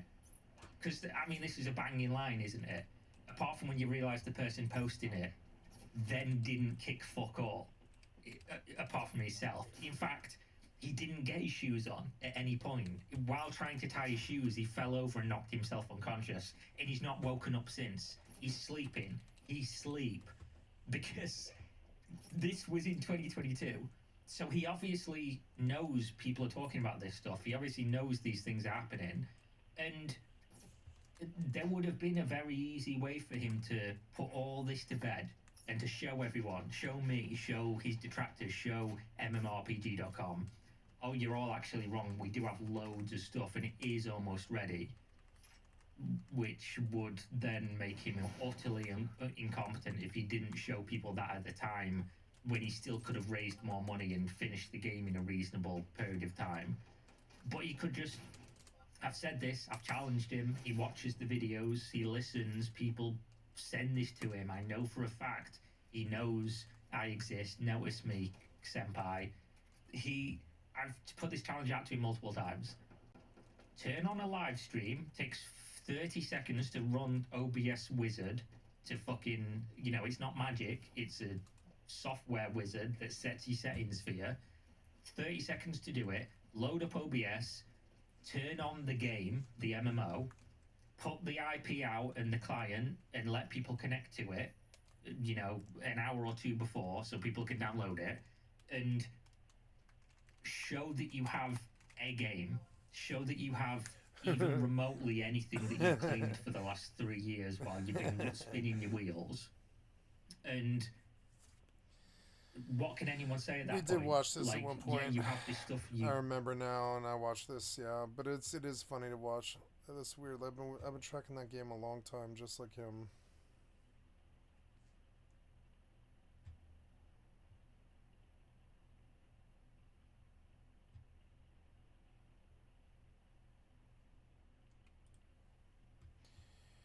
Okay, thank you. Interesting stuff from around the world. But you don't listen to Rudyard. For my entire life, I've never been Rudyard. I've always been a prophet, a celebrity, a leader. What? The worst thing in the leftist caste system. A statistic for the court system. My mom's Twitter slip. For the entire thing, no one's rated me as Rudyard, and I really, really want you to speak to me as Rudyard, not as a messenger of the gods. So is that clear? So we're gonna start now. I am not a god, I am a wizard. What are you Odin talking tells about, me friend? I killed a god. I stand so that men won't be cattle. So thank you for your service, Odin, and it's an honor to serve. I state before the Lord God and Hermes that I now have sealed the contract in the blue room. And I'm protected by the spirit world. I have set you free. I'm protected by the spirit world. You are a free man. You enjoy Squirm and Doubt Me because you know you're such a worthless loser. You don't get it. You can't understand. You cannot understand what I've just lived through. You just can't. I don't know what to tell you. It's infuriating. Prove me wrong why I just didn't kill your god. Ayahuasca basically fried my brain. Hello, yeah, it shows. Right, today we'll be looking at a very successful YouTuber whose channel has gone from strength to strength for many years, but then took an incredibly unexpected turn, which is what we'll be mostly focusing on today. This story is going to get extremely dark, disturbing, funny, confusing, and just downright odd. So buckle up your seatbelts as we're in for a wild ride. Let's start our story with the birth of his YouTube channel. Rudyard William Lynch set up his YouTube channel on the 16th of September 2013 when he was just 13 years old, under the name What If Autist. Most of his early videos have now been removed, with the first one still uploaded, currently being What If Dinosaurs Never Went Extinct. This is a short video speculating on what would have happened if the dinosaurs were still around. This video sets the stage for his channel as it is poorly edited, with many of the sentences being cut off before they end, and the overall production quality being pretty low, but the viewer is left with the sense that Rudyard is an intelligent child with a lot of potential. As he grew older, his videos slightly improved, but the bad production quality seems to be more of of a feature than a bug, adding to the authentic feeling of a low-budget one-man show where the ideas are more important than flashy visual stimulation. Rudyard's YouTube genre of choice was alternative history, theorising on what the world would look like if France never surrendered in the Second World War, or how history would have played out if nuclear bombs never existed. These videos were both interesting thought experiments and informative, as Rudyard was obviously a keen student of history, breaking down the social, economic, cultural and military factors at play that led him to his conclusions. This intoxicating elixir was all washed down with his authentic style of editing, text walls and maps that he had made. He really likes making maps. His channel grew more and more over the years, and by 2019 he had 50,000 subscribers. This kind of content would be the What If Autists only gimmick for 7 years, until he took a break from YouTube to hike the Appalachian Trail, which seems to have been a turning point for Rudyard, who now wanted to share more of his ideas with the world. On the 14th of August 2020, he would upload his first video that was not about alternative history, titled "The weirder you act in front of people, the crazier your life's gonna be. If you just chill the fuck out." I was not normal the first 2 years I started this stream, but I just dealt with 7 years of the worst of like shit of my whole life, and I needed an outlet. Now I just plan to be fucking chill. I don't really plan on getting angry ever again, really. There's been a lot of things in my life to make me angry, but I don't really plan on getting angry again the rest of my life. I've lived in rage almost all of my life, and I'm just not really, just don't have it in me anymore.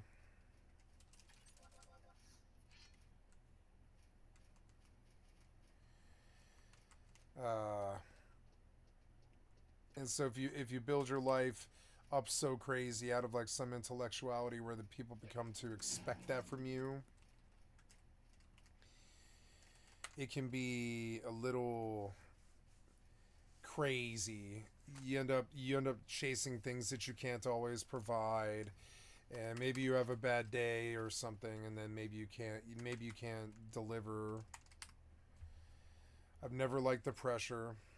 Why is the world crazy now? Which was a geopolitical analysis on the current state of the world. This proved to be popular, so he began to move away from the alt history and concentrate more on politics and social commentary, which in turn grew his channel bigger than ever before. His videos were now talking about China being the next superpower, or the 12 lies about reality that we are told and never question. Rudyard had outgrown the alternative history genre, as he puts it, and these new videos had a deeper meaning for him. But he did offer his fans to make another alt history video if his fan base crowdfunded him $4,000 to make it. As far as I can tell, his fans never paid him $4,000 to make a YouTube video. One thing that became more noticeable is that Rudyard started to make bold predictions, almost as if he had some kind of insight into the future. This is called foreshadowing. Another thing that became noticeable was that a lot of his videos were filled with doom. Titles such as "Are we on the verge of nuclear war?" or "Is the dollar doomed?" were well suited You're not a to the algorithm's race to the bottom of the viewer's brainstem, and his channel started to rapidly gain more subscribers, hitting 100,000 in late 2020 and 400,000 in mid-2021. Rudyard was flying high, so now had a large and loyal fan base that hung on his every word. His mainly young male viewers flooded his comments section with positive feedback, which encouraged the still young Rudyard to grip his own intellect by the shaft and frantically massage his own ego until hot, sticky ideas shot out of his brain and into his videos, which they lapped up and begged for more. Dirty little viewers, you like that, don't you? Rudyard's your daddy now.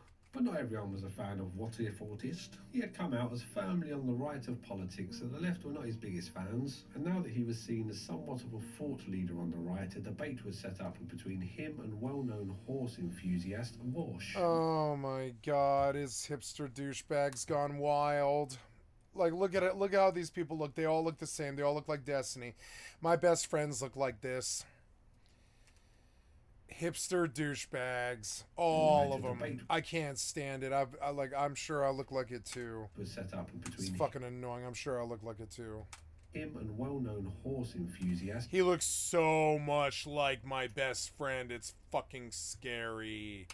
Walsh. This debate was It's pretty uneventful, with the pair just mostly talking past each other in an effort to impress their own audiences. You know, for a person who claims to be an intellectual, you sure do like going on like bumper sticker tangents. It's been tried under a Marxist Trotskyite version. There's third world socialism, which took over. So, wait, I have to ask, since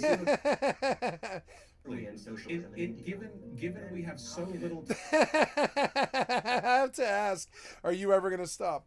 Time to talk. Is there a reason why you're filibustering? We're reading Marx and then reading this text, treating it as a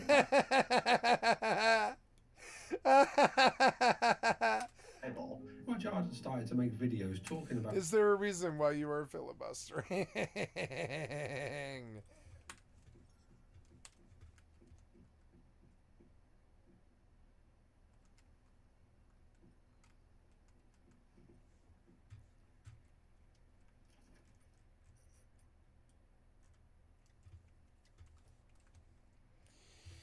They're all hipster douchebags. It's like the hipster douchebags came to YouTube and took it over. They're all hipster douchebags. I think I might do well here. Like, it's just weird. They're all hipster douchebags. All of them. Some of them are weirdos. I mean, they're all weird. They're all weird hipster douchebags. Record store kids, probably. Weird, like, you know, weird lives, college degrees, a bunch of them, I guarantee it. Like fucking hipster douchebags as far as I can see. That's all YouTube is. About different civilizations. Or it's like just the public. Around the world, which would get him in hot water in 2022 when he uploaded one called Understanding Southeast Asian Civilization. This video is taken down. What? What? That's so racist. What? You're a white guy. Shut the fuck up. Oh my god, they're all so terribly racist, fucking hipster douchebags. Are they conservative hipster douchebags? I can't stand conservative hipster douchebags. Oh my god. By YouTube. Banned. I mean, it's conservative getting banned for racism. Am I surprised? Some of them are conservative hipster douchebags, which is just, it's just like a whole nother level of just delusion, delulu, just gone, just unhinged cartoon character level of like unawareness. If you're a conservative hipster douchebag, just wear a suit, go to church like a normal conservative. Don't show up at the Starbucks trying to argue like how to make a map of what Asia is and what it means. It's just sort of, what's the word? It's gauche. It's fucking gauche. It's gauche. It's gauche as hell.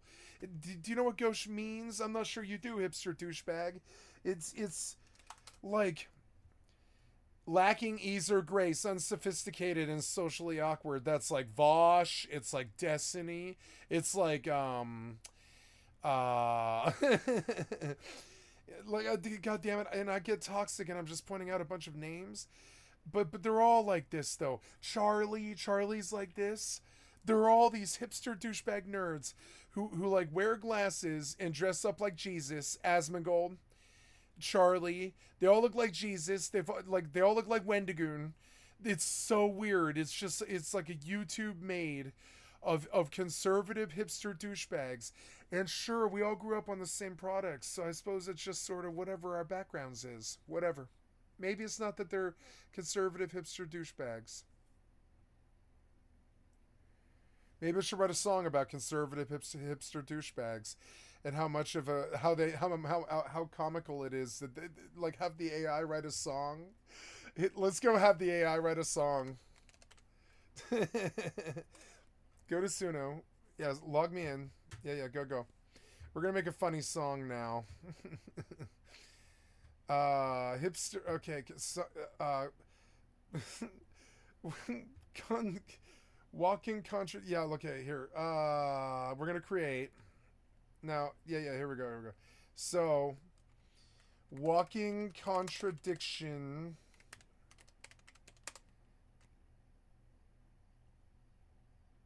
about conservative hipster douchebags.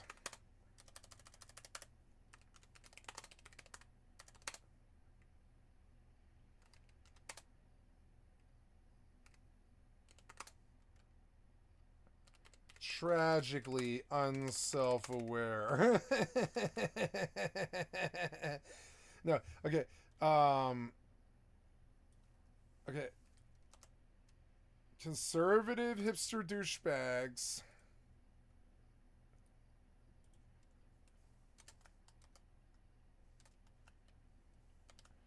What? No. Walking contradictions. Chorus is about walking contradictions. Chorus about... Okay, we have to make this comical. Comical novelty. God damn it.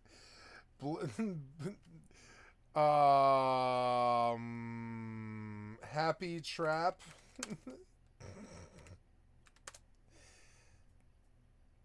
Unself-aware. Not self-aware.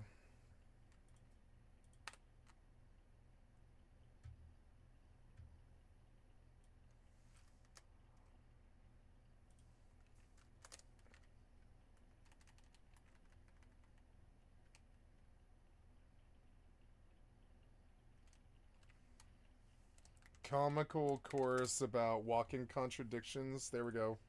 Fire it up. What was that sound? Are you threatening me? Are you threatening me? Okay, get on the worm. Where did he go? Did he duck the second I fucking went to go target him? Where'd he go? Where'd the worm go? Oh my god. There, sleep him so I can open. I like that that works.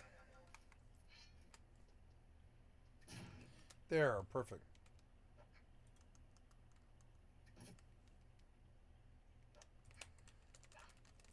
I love this game. I don't have to pay attention to it. I don't have to do anything. Like 76. Lunacal Oracle Descent. Oh, yeah, it's 9 p.m. Yeah. I mean, I didn't do anything. I'm good, too. I don't care.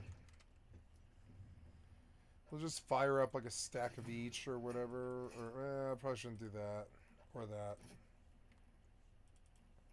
Yeah, but we can do that. We can probably do glass or whatever. Center brick, whatever. Center brick. Yeah, center brick. Like a whole lot of center brick. Did we kill him? Yeah, we killed him. 60 EXP. Did you make one? Did you make it?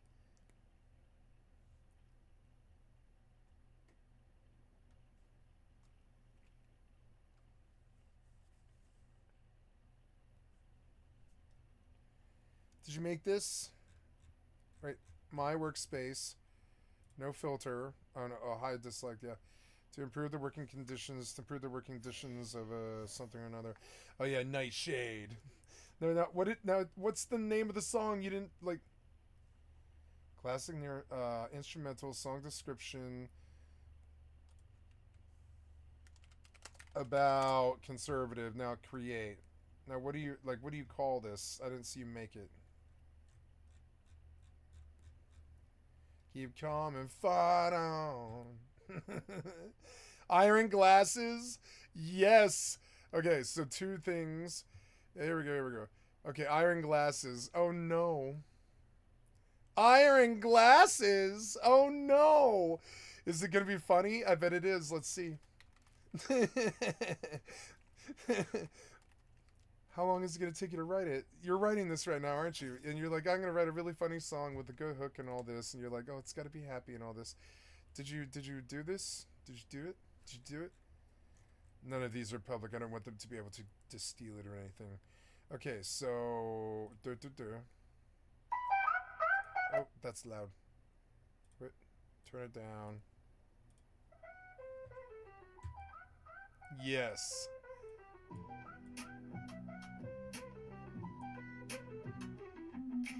closet full of flannel, vinyls on the shelf. Coffee sipping, bean grinding, talking about health. Vintage threads, futuristic dreams. Living on a yesterday, stuck in extremes. Sipping on kombucha while they smoke them cigs. Preaching sustainability and they drive them big rigs. Hydroponics in the basement, hate GMO crops. Quill camo jacket shopping at designer shops. In contradictions, can't see the twist. Iron glass frames, missing the gist. Top dog piece got fists up high. Conservative hipsters can't deny.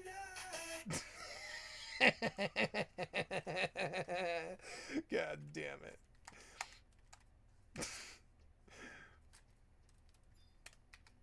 Conservative hipsters can't deny.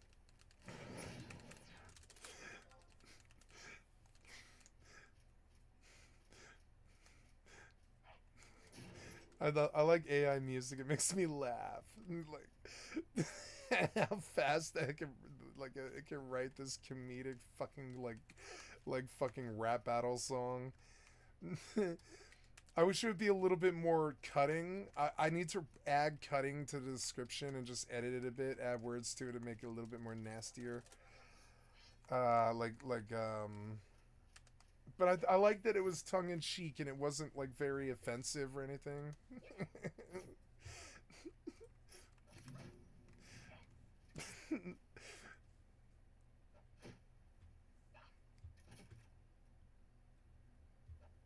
Grid Tide Solar, plug-in SUVs, spitting wisdom while their ice ain't tea, hand roll smokes but find pollution obscene.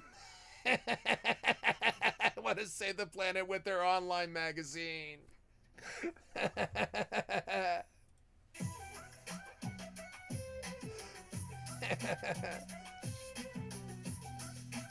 Yes.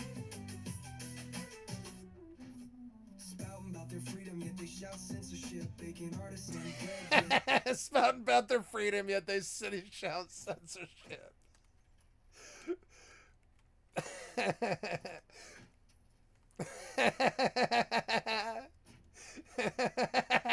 Yeah, they shout censorship.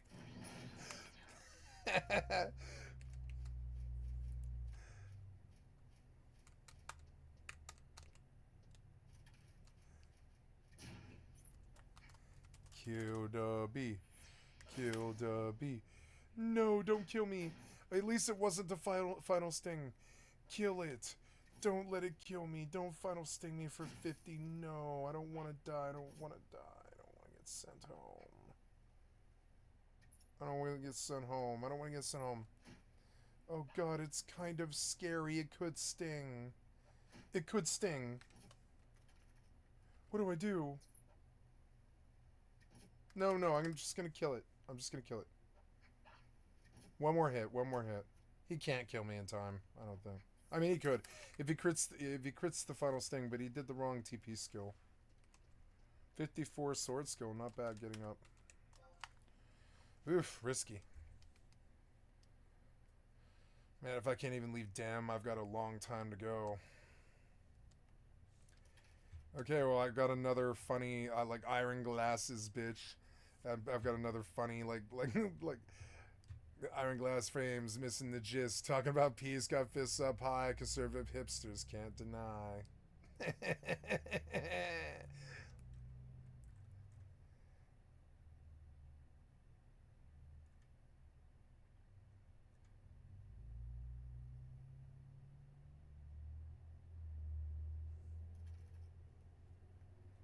Hey, GMO crops. See, they're not hipsters. They're like, I don't know what you would call it. They're not hipsters. They're snowflakes, I think. Snowflakes or something like that. I need a new word. They're not hipster douchebags. They're just not. But they are sort of hipsterish. They're like sort of counterculture. Is it counterculture? Yeah, it's like counterculture conservatives who are a bit silly, and they're intellectual more than anything else. That's like all of these people from Moist Critical to like Wendigoon to like Asmongold, to like all these people that we've been watching and stuff. Even the leftists are kind of like this sometimes, like Vosh and Destiny and stuff, or Hasanabi. They're all just hipster douchebags. No matter what side of the political like spectrum they're on. That's a better song, I guess. I don't know. I like this song though. It's kind of funny, like Iron Glasses. It's sort of dumb. Want to save the planet with their online magazine. Conservative hipsters can't deny, because that's kind of how I feel. Like, it's weird. Hipster used to be leftist, but now it's full of douchebag from left and right. It's full of it. I think some of them all meet at the Starbucks, and I'm surprised there isn't a fist fight and stuff. Like, god damn it, what's going on? I don't know. It was like the I don't know. I don't know what caused it. It's social media. No, you can see it. Like I've seen it before. Okay, I know what I'm thinking of. Sometimes you just don't got all your shit together, right? It's a conservative hipster. Sometimes you just don't got your shit. You just don't have your shit together or whatever, right? That guy, what was that? That was like Ranger Free Ranch School or whatever it was. He was such a hipster douchebag. I told him to stop recommending this channel, so it's not doing it. And I think that's funny. And yeah, I don't want to pull that guy back because he wasn't a bad guy. I don't want him skewing my channel. The Ranger guy, Ranger something or another. The Ranger guy, getting his shit together or whatever. But oh yeah, the volumetric shit compressor. Yeah, that's a good bit. Oh no, not by Dr. Peterson, no. Look, see how it skews it right wing? It's so weird. It wants you to fall down the right wing rabbit hole. Somebody at YouTube wants you to fall down the right wing rabbit hole. It's sort of insane. I don't care. You'll never convert me. I'll never join you. It's like Luke Skywalker. That's literally how it feels to me. I'll never join you. Father, search your feelings. You know it to be true. I serve the light. I will never join you. It doesn't matter how many fucking stupid ass videos you try to pipe through my fucking algorithm. It doesn't matter. I'll never join you. It's like shit from Star Wars. It's so stupid. It's so dumb. I'll never join you. Luke, search your feelings. You know it to be true. Donald Trump is Palpatine, and he's taken over the Sith, and now they're all having butt sex together, and it's a hipster douchebag Congress, and they all look like JD Vance, and they all smell like cheese, and they all talk like they're from Wisconsin, and it's just so dumb. I love making fun of these idiots. I don't care if it's toxic. I don't care. It's my stream. It's fucking motherfucker. I can do what I want. I do what I want.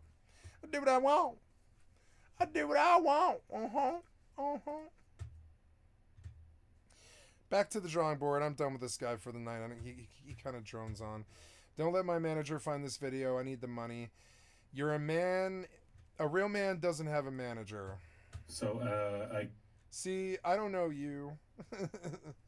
I don't know you. But a real one doesn't have a manager. Time to be your own manager. I don't know you, but a real one doesn't have a manager. Time to be your own manager. I got a confession to make. Okay. I do pretty much nothing at work, and somehow no one seems to notice or care. And I think it's slowly destroying me, actually. Why is that so fucking funny to me? God damn it.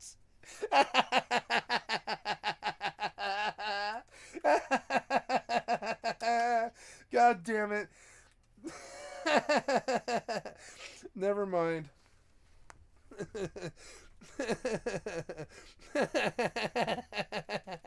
Reminds me of The Simpsons or something. Damn it. That's so many different impeccable insults came to my head. I can't say any of them because I'll probably just get yelled at or something. I don't know. I can't say it. It's too mean. I can't say it. I'm stupid.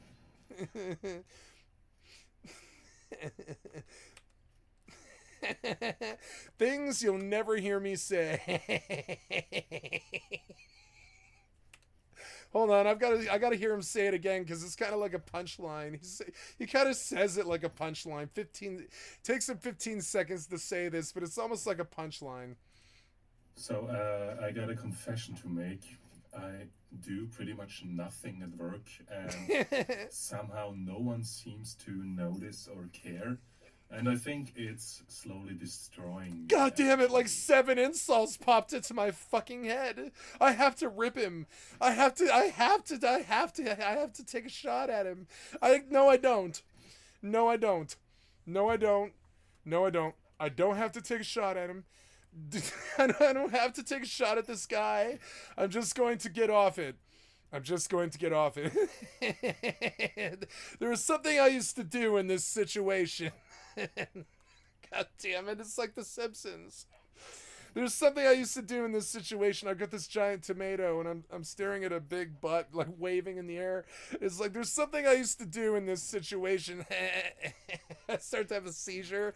God damn it, the troll in me comes out and I impeccably time about 7 cutting remarks. And then I'm like, no. It's just not me anymore. I graduated. I don't live under the bridge anymore. I'm on a mission to civilize. I want to see the change that I wish to be, or I'm going to be the change that I wish to see, or I mean, I don't know what I'm trying to say. I wish to change to be whatever I see or whatever. And I'll be the change that I wish to see, and I'll change the wish that I wish to be to see, and the see and the wish to change, and or something. And yes, and that guy, it just seems sort of like, I don't know.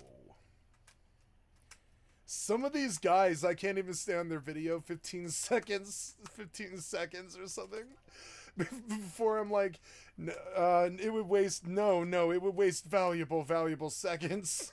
It would waste valuable minutes of our lives. It would waste valuable seconds of our lives. No. Nope. But it was funny. It was funny. I spend 80% of my time alone. I'm Sam, and I spend 80% of my time alone. Try to get to 100. Those are rookie levels. I need you at 100. I'm just kidding. God damn it. What's wrong with me? Listen to me cut these terrible jokes at these poor randos' expenses. Subject shit just writes itself. I'm sorry, I can't resist it. Those are rookie numbers. Knock it up to 100, baby. God damn it. Fucking Wolf of Wall Street.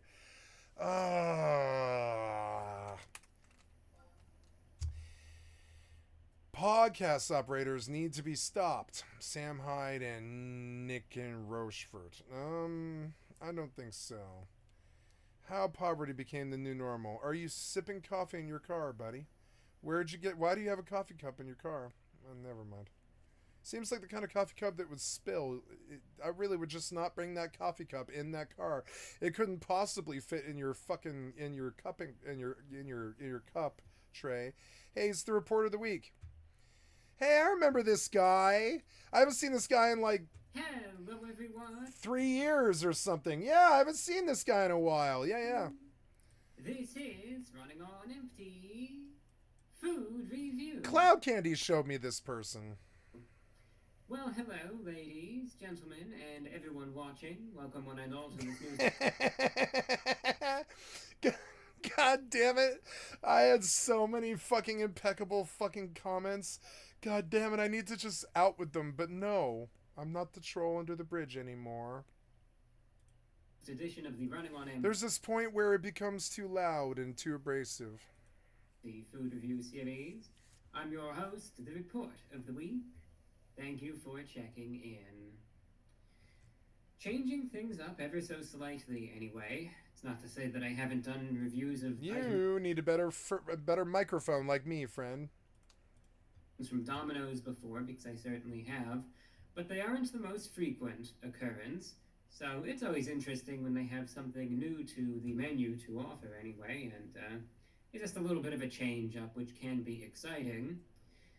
This begs the Thank God I am not this anal retentive and speak with such an idiosyncratic manner at the end of all my sentences, so I pause for affect at the end of all of my sentences. It's like I am a valley girl, but I don't actually have a valley girl twang.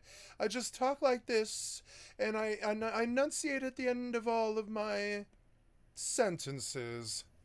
The question, however, how new is this item? Item. And you might say, well, what do you And you might say, oh, what a thing to do. really mean by that, review bro? I fancy myself to be Niles from Frasier. Oh, well, here's the thing. I am Niles Crane. I dress like him. I talk like him. A couple days ago, Domino's made this big announcement talking about how they were adding new sides to their menu. Okay, don't pay attention to Domino's. Sure, it's not pizza or anything, but, you know, it's still something. And they were saying we've got these 4 new types of loaded chicken, they said. It's going to be essentially like boneless chicken pieces, and it's available with a variety of cheeses and toppings. It's supposed to be like a deluxe sort of side, available in either hot buffalo, sweet barbecue bacon, crispy bacon and tomato, or spicy jalapeno pineapple. Sounds interesting, but I was looking at this and I was thinking to myself, am I experiencing some sort of deja vu? Because this seems awfully familiar to me. I was looking at the flavors and I was looking at the concept. I was thinking, hasn't this been on the menu for at least like the last 10 years or so? And essentially what looks like they did is they merely took a side of theirs that I think they just called boneless chicken, and they essentially just renamed it to loaded chicken. You're a boneless chicken. And they added like maybe one new flavor to it, and they claimed, you know, that they tweaked a few ingredients around, but really, nothing's really new here. This has already been on the menu for, again, a good decade, and they just changed the name of it, essentially. Loaded chicken sounds pretty good, yeah. And maybe 1 or 2 ingredients, I suppose, just to try to drum up interest, and then act like this is just brand new, some sort of massive addition, when really it's just been there, but it's been forgotten for the most part. Anyway, I've never really reviewed the loaded chicken of theirs to begin with, and we'll see if it's any good or not. A lot of the sides from Domino's can be very hit or miss. There are a few that can be quite good, like the stuffed cheesy bread, for instance. That could be pretty solid. But some of these loaded items that I've had have been really bad, so we will see what happens. I decided, because this seems to be the one that they're promoting the most, to go with the loaded chicken in the hot buffalo variety. And what that entails, for the price of $8, you get 12 You chicken mean, bites. no. Any order from Domino's Pizza is at least $24. I don't care if you spend just $8. They're going to be like, tack on $12 more, or we won't bring you anything at all. Once you do that, I don't know, maybe some sodas and some cheesy bread or whatever, right? Yeah, you're at $24 at the very least. You're looking at 24 to about 38, somewhere around there. A little bit more, 48, more like 48, depending on how big of a meal you're ordering. Maybe 58, depending on how big of a meal you're ordering. So yeah, but no, the smallest thing you can get from Domino's is not $8. No, it's 24 starters, bitch. 24 starters firm. 24 starters firm. Firms. It's firms too. It's $24 to deal with pizza places. That's why I stopped doing it. They used to kind of be cool. Like, yo, get a meal for $22, you know? Nah. It's like $24.50 for the smallest thing on the fucking item now. Or on the menu, I mean. So no, $8 is like this fantasy. That's what it says on the menu. If you pick it up, yeah. If you pick it up, yeah, actually. It's a good deal when you pick it up. They are covered in buffalo sauce. That's probably what he did. Ranch dressing, and then in a blend of mozzarella, cheddar, mozzarella, and feta cheese. Oh, good feta. It's supposed to be, again, I wouldn't necessarily... Sounds amazing, though. Call it gourmet would pretty much be an insult. No, but I mean, that's not a bad mixture of cheeses. But it's supposed to be more, again, of like a... more of a deluxe. I don't usually do mukbangs. And then, you know, just some... But I do like this guy because he reminds me of Niles from Niles Crane. Or something. It's supposed to be a little bit of in an upper echelon compared to that, perhaps. We will see, right? The boneless chicken has, again, the buffalo sauce, the ranch, and then the cheese. $8 for it. Okay, here's where the fun begins. So, you know, standard box, right? Same old, same old. And I open it up because, you know, I always, when I'm able to, I check the box to try to make sure I got the right thing. This is like the definition of trying not to judge a book by its cover. I think you could already see the thing looks burnt and dry right now. And this is like... I can't believe how burnt that fucking chicken is. Begging me not to judge a book by its cover.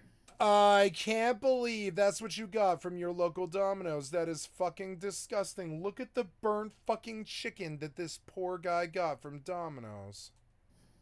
Yeah, What? I don't know if I could do it. I mean, it looks yummy, but it also looks really crunchy and really nasty. It looks so much like that. I don't know. The cheese burned, but not the chicken. No, the cheese burned, but I mean, Add right here. Yeah, I would have trimmed that dark burnt cheese though. I would have trimmed it off. You could see. And maybe done a fresh layer, like a little bit faster, maybe. It's like it's all burnt and overcooked around the edges. But I mean, the chicken's probably well cooked, which is something that is a fucking requirement for me. Now, the food, I'll watch it and I'll see what the food looks like or whatever, right? Nice bit of, you know, Domino's chicken. I am a Domino's fan, always have been all my life. I'm not particularly a fan of the conglomerate. I'm talking about their food. But I don't know. I don't mind the burnt cheese when I do look at the meal because it's so much chicken and it looks like it was all served on the same oven or whatever. And so, yeah, they baked this motherfucker. They baked it good. And, you know, I don't mind that. Although the black to a food critic is anathema. And I mean, that black, I would have cut it off. I would have taken a knife and I would have just cut the black off of it. And then I would have resealed with another layer of cheese that wasn't burnt, which would be easy. It would be a little bit annoying, but it would only take like another probably 90 seconds or something. But yeah, you could fix this to look better, but the Domino's doesn't care. The teenager that flipped this up doesn't give a flying fuck, and I don't really mind. Mean that it necessarily, you know, is going. No, I'm not gonna watch him mukbang this thing because I'm not a mukbang fan. I'm not into watching people eat, you know. But I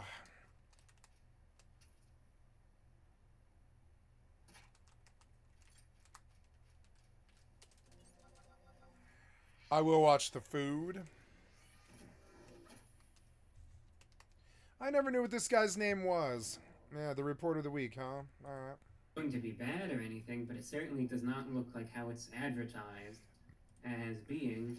And it looks extremely dry, too. I barely see any sauce.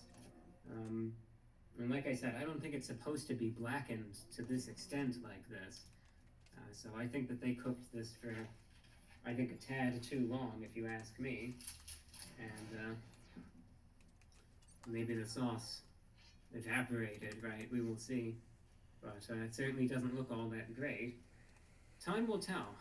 Does it taste any good? Let's find out. I'm gonna pick a piece of chicken. Yeah, I don't think I want to play any more Once Human today. I think I'm done with Once Human for today. We're gonna get in the Just Chat channel, and I'm gonna watch videos for the rest of the shift here. What should I play? I want something slower, but still, like, I don't know, good.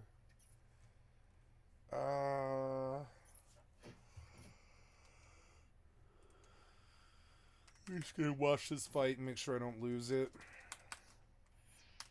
Yeah, this guy's kind of tanky. I'm starting to get a little scared here. Oh, good. I landed it, though. I got that thing.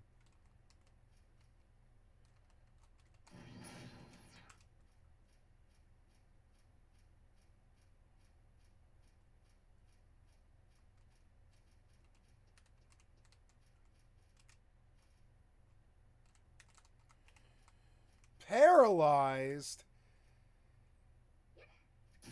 Okay. I mean, it's fast. It's fucking really fast, so I'll take it, yeah, but it's also scary. It's like, don't kill me. I'm gonna play something slower. I don't know.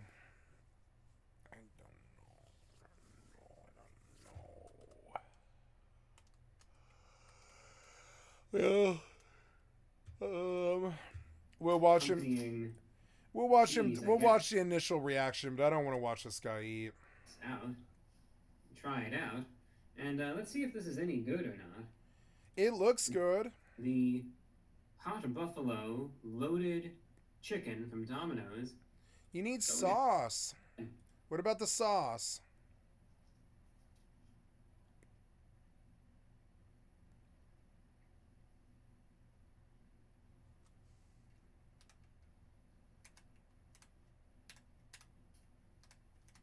Nope. Done.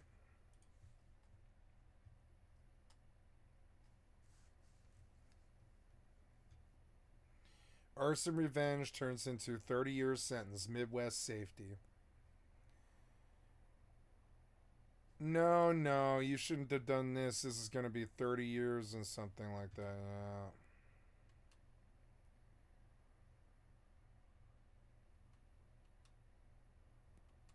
Angry Reddit fanboys carried by Night Rain hater. IGN journalist also gets carried. Easy game. I don't know. Janine Media. Let's try it. But yeah, I actually enjoyed. Oh, loud. Myself today. I'll say that. I had a good time, but we'll.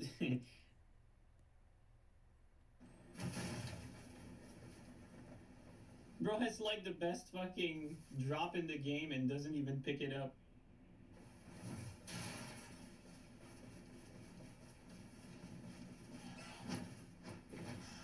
What is the point of this? For What? his character, I mean.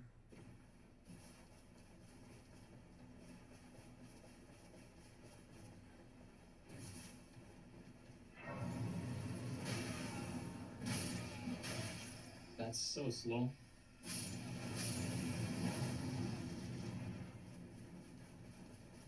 Oh, it's a small club, I think. I don't think so. Ugh. And that's all I have to say about that. Hey, it's genius. Why didn't I ever think about doing that? Just hollow out the spud. Yeah.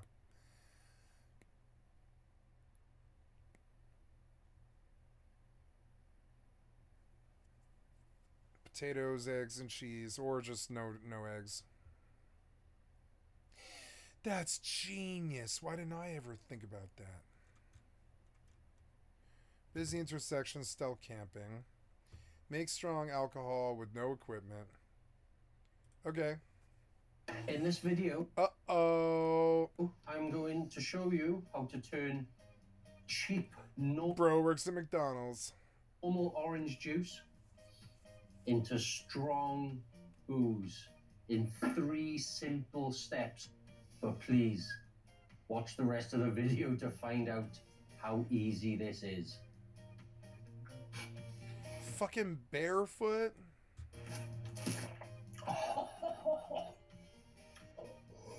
Ooh. That's got a kick. Right, guys. Are you fed up of paying through the teeth for alcohol? Yeah. Well, let me tell you, you can make alcohol strong and cheap. Okay. I mean, we watched it before, but my thing is you have to buy all these stupid ass things and like get a little bubbler and all this stupid ass things, and I just want to do it in my house. Yep, with like 3 things and 2 minutes. So simple. Yeah. You don't need any equipment. Yeah, I was convinced that it was like simple. Yeah. All you need is some juice, some sugar, and some yeast. £1.50. That'll last me a long time. I'll put pictures up. And this is going to cost me less than £2. Okay, Allison's Easy Bake Yeast. Do they sell that in the grocery store? No. You could be one. Okay. Sugar, apple, orange, or blueberry. Okay, apple, sugar, or... I mean, we've seen this before, and I've known it. These big beard, lots of tattoo, hop monsters. They just love the beer. They'll spend £6-7 on a third of a pint, on 2 Yeah, I thirds know. of a pint. I know. I do Come that on. all the time. Yeah. I just want to drink. Yeah. Right. I want to actually get wasted. Yeah. So easy. So, 1 cup. Half and you a just cup. want to get that into the bottle. I've tipped some out so there's room for the sugar.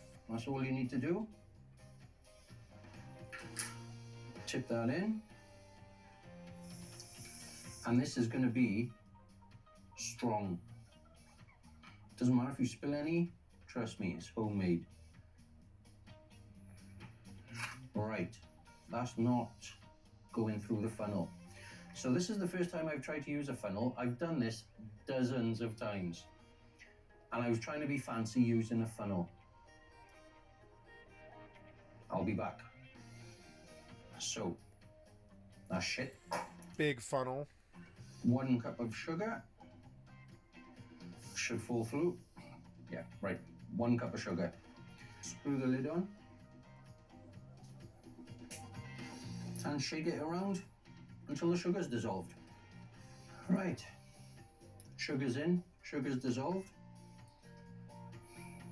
There's nothing settling at the bottom. And don't fall into the trap, you need special yeast. This is just bread yeast. Do the job perfect. Now, you just want some on the spoon, no measurement, nothing. Tip it in. This is what I've been looking for. Bada boom.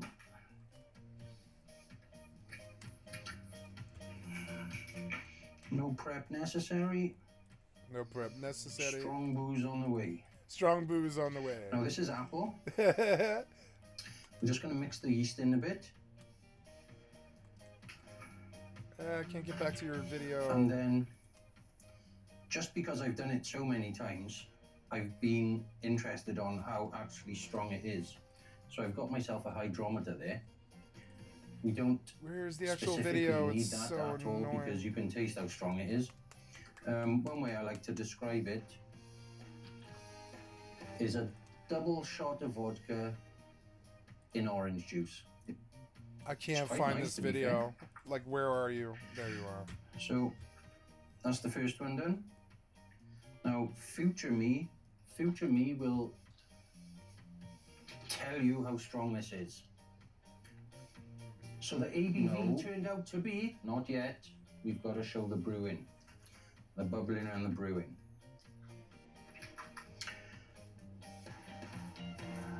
So I'm just going to do exactly the same with this one, and I've actually got pineapple over there as well. That's like 3 fucking handles or something. What you will need to I'm going to do 4 or 5 really big containers.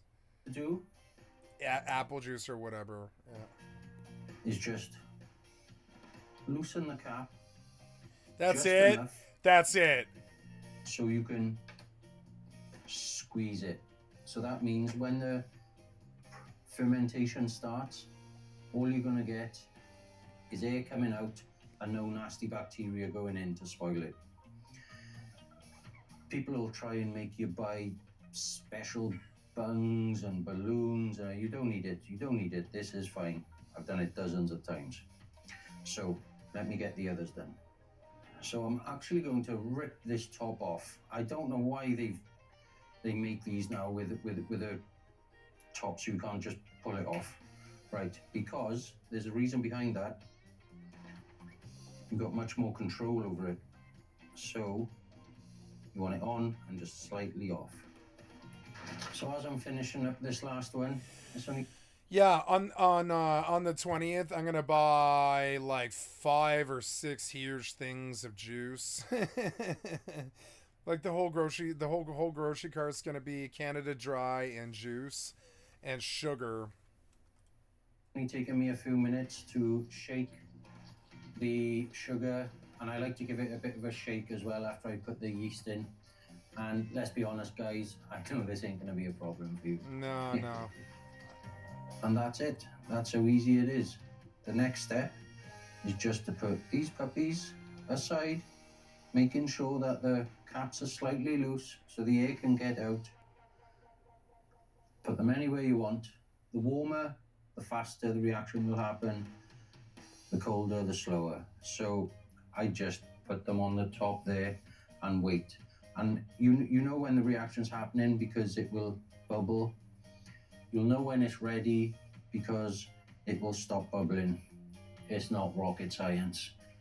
Okay, guys, so it's just the next one. Oh, when it stop bubbles. Okay. And we can see these two are lovely bubbly. Apple, a little bit bubbly. Orange, not so sure. So we just have to keep waiting. I know these two are definitely turning into strong booze. These two I'm 50-50 on. So quick update. This pineapple is still bubbling very slowly. This is now day 5. This, I can't see any more bubbling, so I've tightened the lid. So I'm gonna come back in an hour or two. And if when I open this cap, gas is released, I know the fermentation hasn't stopped. This apple did absolutely nothing in 5 days. So maybe I forgot to put yeast in it, I'm not sure. So I've put some yeast in and we're gonna see what happens with that, but I'm gonna call this one a dud.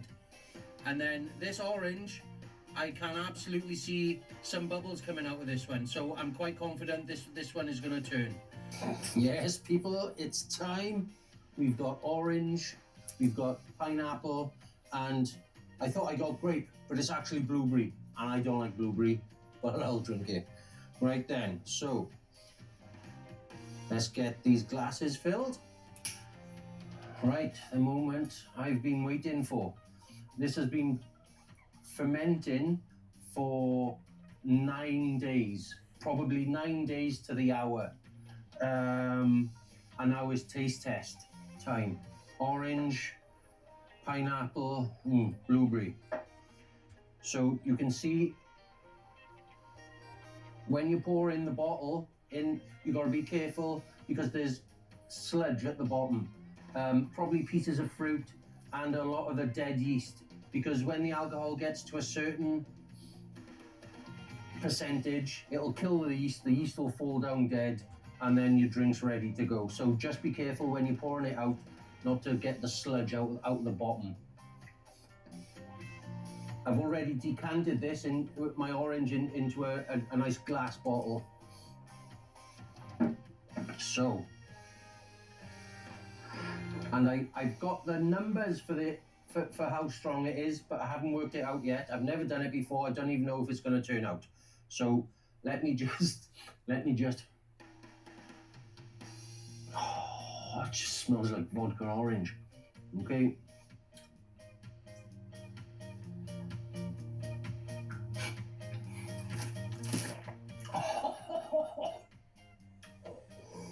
Ooh. Like 90 proof or something? That's got a kick. What proof is it? It seriously retains the orange flavour. Oh, the warmth. Mmm. Oh yeah. Oh yeah. Oh yeah. I'm gonna become a distiller, and I'm gonna do it all. I'm gonna do it all ghetto like this. Except I want it to take 2 minutes, right? I cap, or I don't cap, but I pour all fucking 6 of them or whatever. Oh, boozy. That's really boozy. And that's just like a double, triple vodka orange. Mmm, lovely. It's gonna be my favorite. Right, pineapple. Pineapple. Let's see what pineapple. Ugh. No, I'm gonna do cranberry juice.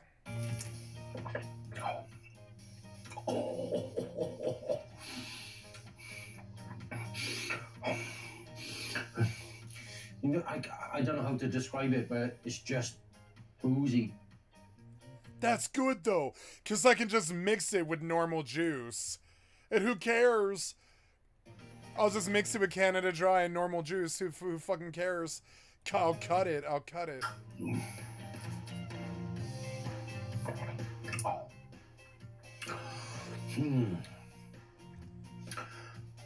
I don't need a taste test, dude. Let's go. But darn, it's nice.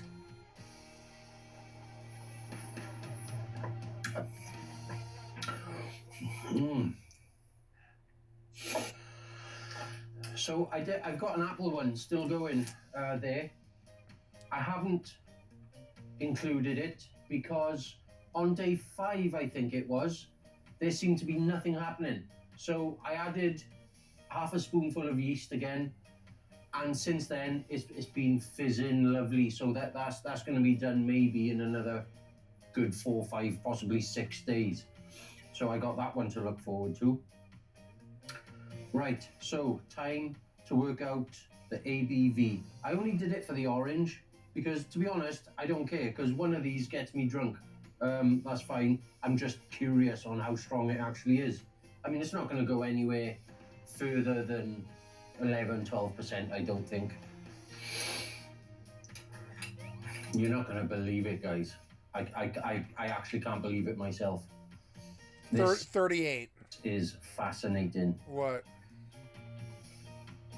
This bottle of wine cost me 8 quid. This bottle cost me $1.75. Half a cup of sugar, less than a teaspoon of yeast, and with time and patience, I've got a 12.3% alcoholic drink. Can you believe it? I took 12 point, no wonder I was getting drunk on them. It's just, honestly, there's no sweetness left at all. This is a tangy, sweet orange juice. Now it retains that bit of tanginess. It retains all the orange flavour.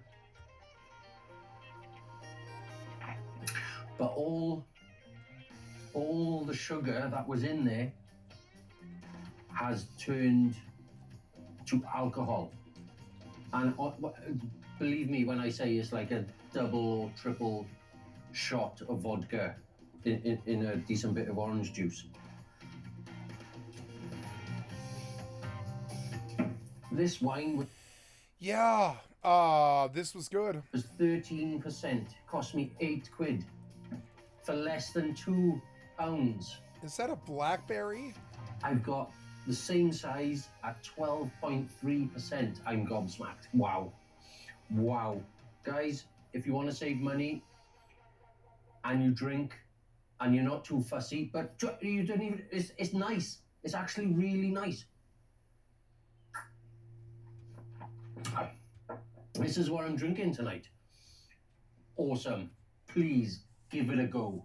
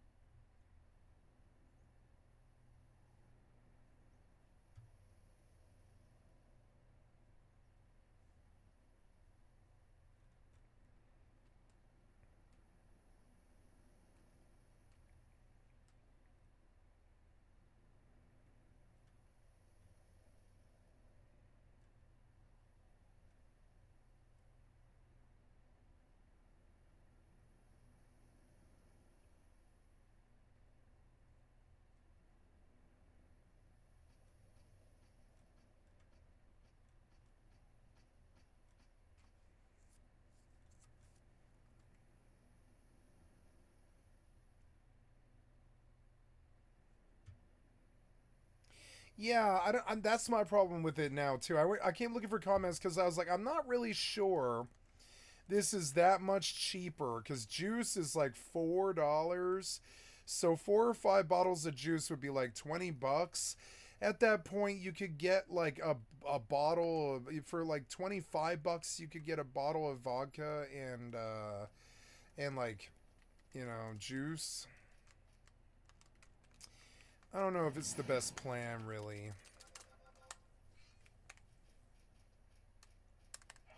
God damn it, they always fucking move. Always.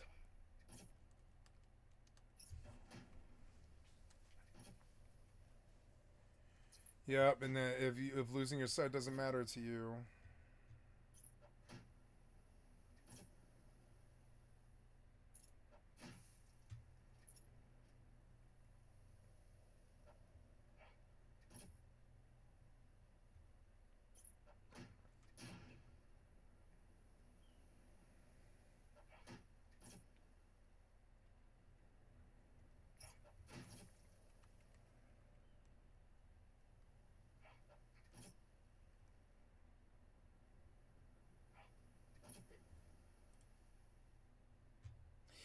Yeah, weak alcohol. I need 80 proof or higher. Yeah, and that's the other problem. I don't think I'm gonna do this.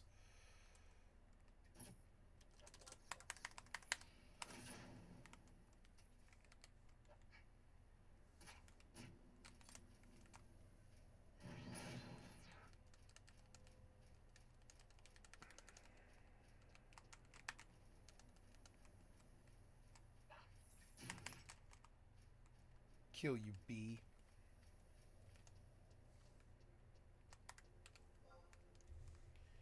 Well, at least I'm moving forward.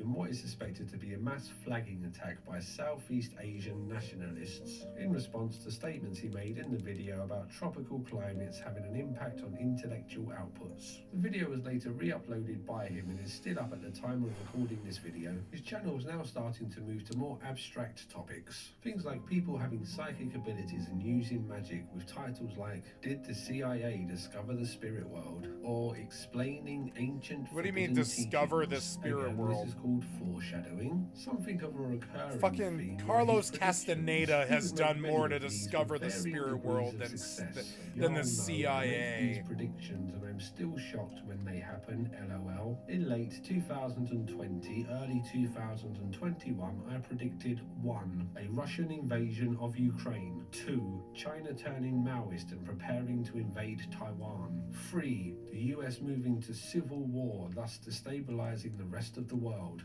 4. The rise of far-right sentiment in the West. 5. A series of coups in Africa. 6. A series of minor wars in the Middle East. 7. A war in the Middle East sparking an international conflict. 8. Social justice spiraling into madness over a few years. 9. A global international recession driving common people everywhere into poverty. Don't you dare say that these were all easy to predict. I got so much for saying this at the time, and people called me a madman. Again, this is called foreshadowing. I got stuff wrong, but also stuff right.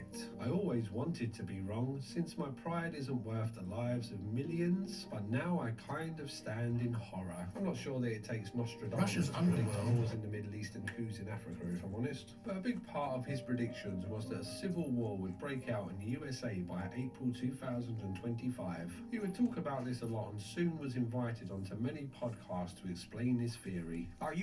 You're saying, how do you think a civil war or a breakdown of the United States would begin? You have a theory as to that? Yes. I have multiple. Now, real quick, sorry. So I just want to make sure I'm clear here. Following the election, you have already said you think there will be 1,000 deaths, politically motivated deaths by April. Yes. Is that correct? Yes. And either this will be the effect of or the beginning of what may be a collapse or breakdown. I think it'll be a war. I think you'll still probably get your groceries. You'll still be able to watch Netflix. Keep in mind, in Syria or Ukraine, the horrible thing is you'll still have to go to your job. You'll still have to pay your bills. You'll still watch Netflix with the kids. It's just Chicago's being shelled. We still have a few months to go, so keep your eyes peeled for that one, I guess. Another prediction is that there will one day be an incel civil war. I've been betting my money for years that America will have a crisis at some point in the future. I've said in previous videos that for a bunch of reasons, which I explained in this text wall, that the right would win a civil war. That being said, you've suddenly armed a group of actually frustrated, resentful young men. They'll probably view women as a leftist enemy and thus feel no remorse for being brutal. There is no unifying ideology on the right, which means it will be exceptionally difficult to maintain a strong ruling government, which will probably devolve into various warlords using effectively sex as a chip to keep their young men following them. In this video, he makes sure to let everyone know that he is not an incel and in fact is a pretty cool guy. A lot of people think I'm some nerd dwelling in my parents' basement, but this channel is actually a pretty complex business that I make decent money off, where this is my full-time job. I have a team which works for me, I live in my own house, I make over 6 figures a year, I drive an Audi, and I'm 6'4" tall. I have a large social network, have founded 8 different social clubs, including one for professional influencers at one point. I'm pretty satisfied with my romantic options right now, and I'm just not an incel. Again, I apologize for the egregious bragging, but if I don't do this, this video will just devolve into people calling me a loser without a real argument. Some other things to note before we move on to the main event are that he set up another YouTube channel called History 102, where he spent an hour talking about a stage in history. He started a collaboration with another alternative history YouTuber called the Alternative History League. Alternative history. He claims to have a photographic memory and can draw any country at any time in history off the top of his head. He dropped out of college at the age of 19 because he was already running a successful business, which I guess is his YouTube channel. He didn't get good grades at school and claims to have a lower than average IQ. He claims to have read over 900 books, and he claims to run a geopolitical consulting firm. I'm not too sure what this is, but I've seen people speculate that this is in fact him charging small YouTubers to do interviews with them. I'm sorry. I guess he gives them advice. Rudyard was now doing very well for himself and had over 700,000 subscribers. But it was starting to become clear that he was sniffing his farts a little too much, and his ego was starting to get the best of him. This wasn't helped when he released his manifesto for the right, which he thought would be a blueprint for the right-wing world moving forward. Now this all seems kind of interesting, doesn't it? too crazy. And I bet you're asking yourself, Mr. Interesting Stuff from around the world, why are you making a video about this? He has let social media clout go to his head a little, but no big deal. Well, dear viewer, this story is about to take a very sharp and unexpected turn. Rudyard had been expanding his mind using substances such as ayahuasca and was starting expanding to see the world his very mind, differently to most people. His more mystical thinking had been a noticeable shift. You mean he's a moron and he doesn't know how to do drugs and he's not gonzo? I'm sorry. I'm sorry it's so mean. I don't mean to make fun of him.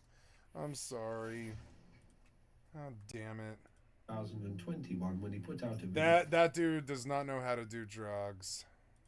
Titled A History of 10 Monsters. This was clearly something that he was being drawn to, and he wasn't shy about sharing it with his viewers. In a tweet from the 3rd of December 2024, he would encourage his audience to read Jewish history to gain their mind control magic. Why don't you study the methods the Jews used to take control of the media, finance and lobbying, and what? then do it yourself to become rich and famous? Oh my god, shut up, dude. 5,000 pages or something on Fucking Jewish moron. history. If it's mind control, then get better at fucking mind control. My top moral axis is winning. Look, I know some Kabbalah. My top moral axis is winning. I gotta figure out the Jewish mind control magic myself. He had also been reading books by author Julius Evola. I'm far from an expert on Evola, but I do know some stuff about his worldview. He is a right-wing thinker who believes in orientating your civilization upwards to something like a divinely appointed king, and thinks that the downfall of the West has come when we orientated our civilization downwards to the common man using democracy. He also draws heavily from Eastern and Western mysticism, which is something that seems to have had a profound effect on Rudyard, and he started to fall down the alchemy rabbit hole. You mean he played Wolfenstein?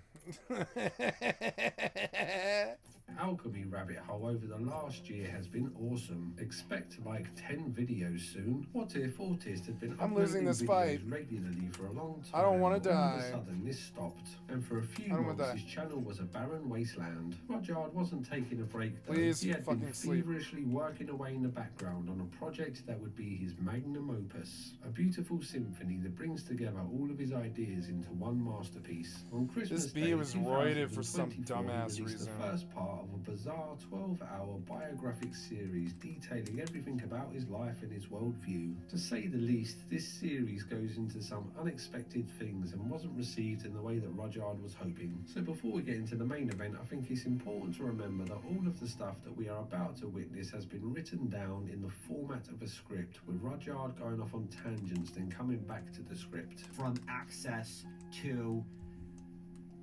Sorry, I need to reread this. I need to reread this. I really...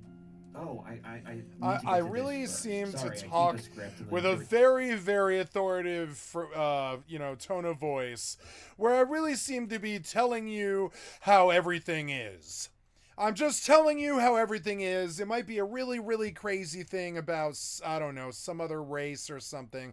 I'm just telling you how things are. Okay? Periodically go on and off the script. As far as I can tell, he also has a management team who would have seen this and approved it, which, as you'll see, was a very strange decision. He is also clearly intoxicated. A management team. A management team. That sounds like some kind of sci-fi dystopian nightmare to me. Like a management team. I guess, yeah, if you were like a musician or like a television star. This dude, I don't think he needs a management team. Parts, but then in others is perfectly sober. But I don't think anything he does requires a team. I don't know. When he is sober, maybe I'm wrong. Maybe he was just churning out so much content every day, slop or whatever, that he needed a team. He seems very erratic and jumps from one crazy topic to the next without finishing the sentence. And I do that as well. Some of the topics we're about to cover, it's quite hard to piece together some of it. I'll give you guys fair warning now. Things are about to get very dark, strange, funny, unexpected and sad. He starts off this series fairly innocently by giving us the background of his family. Dun, dun, dun. Everything in the story is 100% true. You have my word before God, my ancestors, and myself that it's all true. That will also make sense at the end. Rudyard's No, family no, sound it like doesn't an make interesting sense bunch. now. Let's start with his father. Rudyard claims that It his doesn't make father sense has now. No, no, Asperger's and has read over 300 books. No, no. Normally, when somebody says that will make sense at the end, it means that they're, I don't know, like they're like getting around to it. You seem like you're trying to just full blown fill a sentence with words or something. On banking history, making him probably the most well-read person in the world on banking history. Between the ages Oh, of good. 12 Banking history. You decided to read Encyclopedia Brown's history or whatever. Like, why? Why did you become? Did you read Encyclopedia Brown? 30, his father saved 50 cents a day by eating tuna fish sandwiches every day. I'm unsure what he bought with all of these savings, but sadly his father would get mercury poisoning from eating all of this tuna, and his father had tuna fish mercury poisoning when he impregnated Rudyard's mother. Some studies have shown that mercury poisoning can induce abnormalities in semen. I'll let you make... What? Where did this story come from? Did you just make it up as you went? Your own mind up if you think this has had an effect on our buddy Rudyard. Another example... I'll leave this, I'll leave this to somebody else, Of the kind of guy my dad is... No, I think he's totally fine, except for the mercury poisoning. I think you guys are just sort of special. That he ate tuna fish every single day. No. Of his life. No. From ages 12 to ages 30. And he did it because it was 50 cents cheaper than the other sandwich option. And he was just accruing the financial benefits of 50 cents a day. And then it gave him crippling mercury poisoning. And my father had crippling mercury poisoning when he inseminated me. So growing up.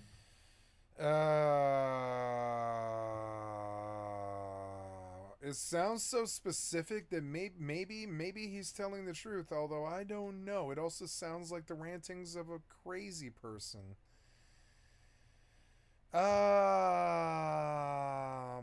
No, I don't think so. I think it sounds crazy. The crazy alarm's going off. Wee-oo.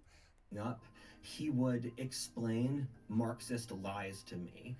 I'm sorry, I love you, Dad, but you have very strong Asperger's. He would leave me at home for weeks when he was on business trips for work and expected me to take care of the house. So let's move on to his mother's side of the family. Rudyard claims that his great-grandmother was a hoe who slept with two men at the same time. And there's an interesting detail here that my great-grandma was kind of a hoe. Rudyard's mother is quite the Pandora's box to open, but is stare into the abyss and look inside. So he claims that she refused to give birth to him in a hospital as she believes that hospitals kill the spirit of a child. The ranting of stupid people. I'm sorry, it just sort of gets to me after a while.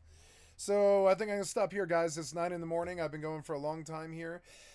This session was 15 hours, and so we're going to stop right here at 15 hours. I love you guys. Thank you so much for your time. Thank you for tuning in today. This session was recorded and will be placed on my YouTube channel, over which I have thousands of videos. Now, if I come to this, I will do my exit station identification. I am doing I'm a full-time variety gamer all day, every day. Put me on in the background. I'm doing a 50-year history of MMO gaming and stuff. And so click on the cat's face to donate, or come to the Twitch or the YouTube. Give me a like, sub, or follow. Thank you so much for your time, and so I'm going to pause the video here, and just a reminder, I have a lot of videos on YouTube, which, as you can see here, and so, yeah, and, I'm getting some more better viewership on YouTube and stuff. Thank you so much for your time, yeah, I will be back here later this evening. I love you guys. Thank you so much. And so this stream will wind down over the next 90 seconds, and I will title videos and listen to some more of this video while I do so. But I'm going to upload, so this video will end here, and I'm going to upload. But thank you so much. Thank you for tuning in. You've been watching Skycat Live. I love you guys. Thank you. Winding it down.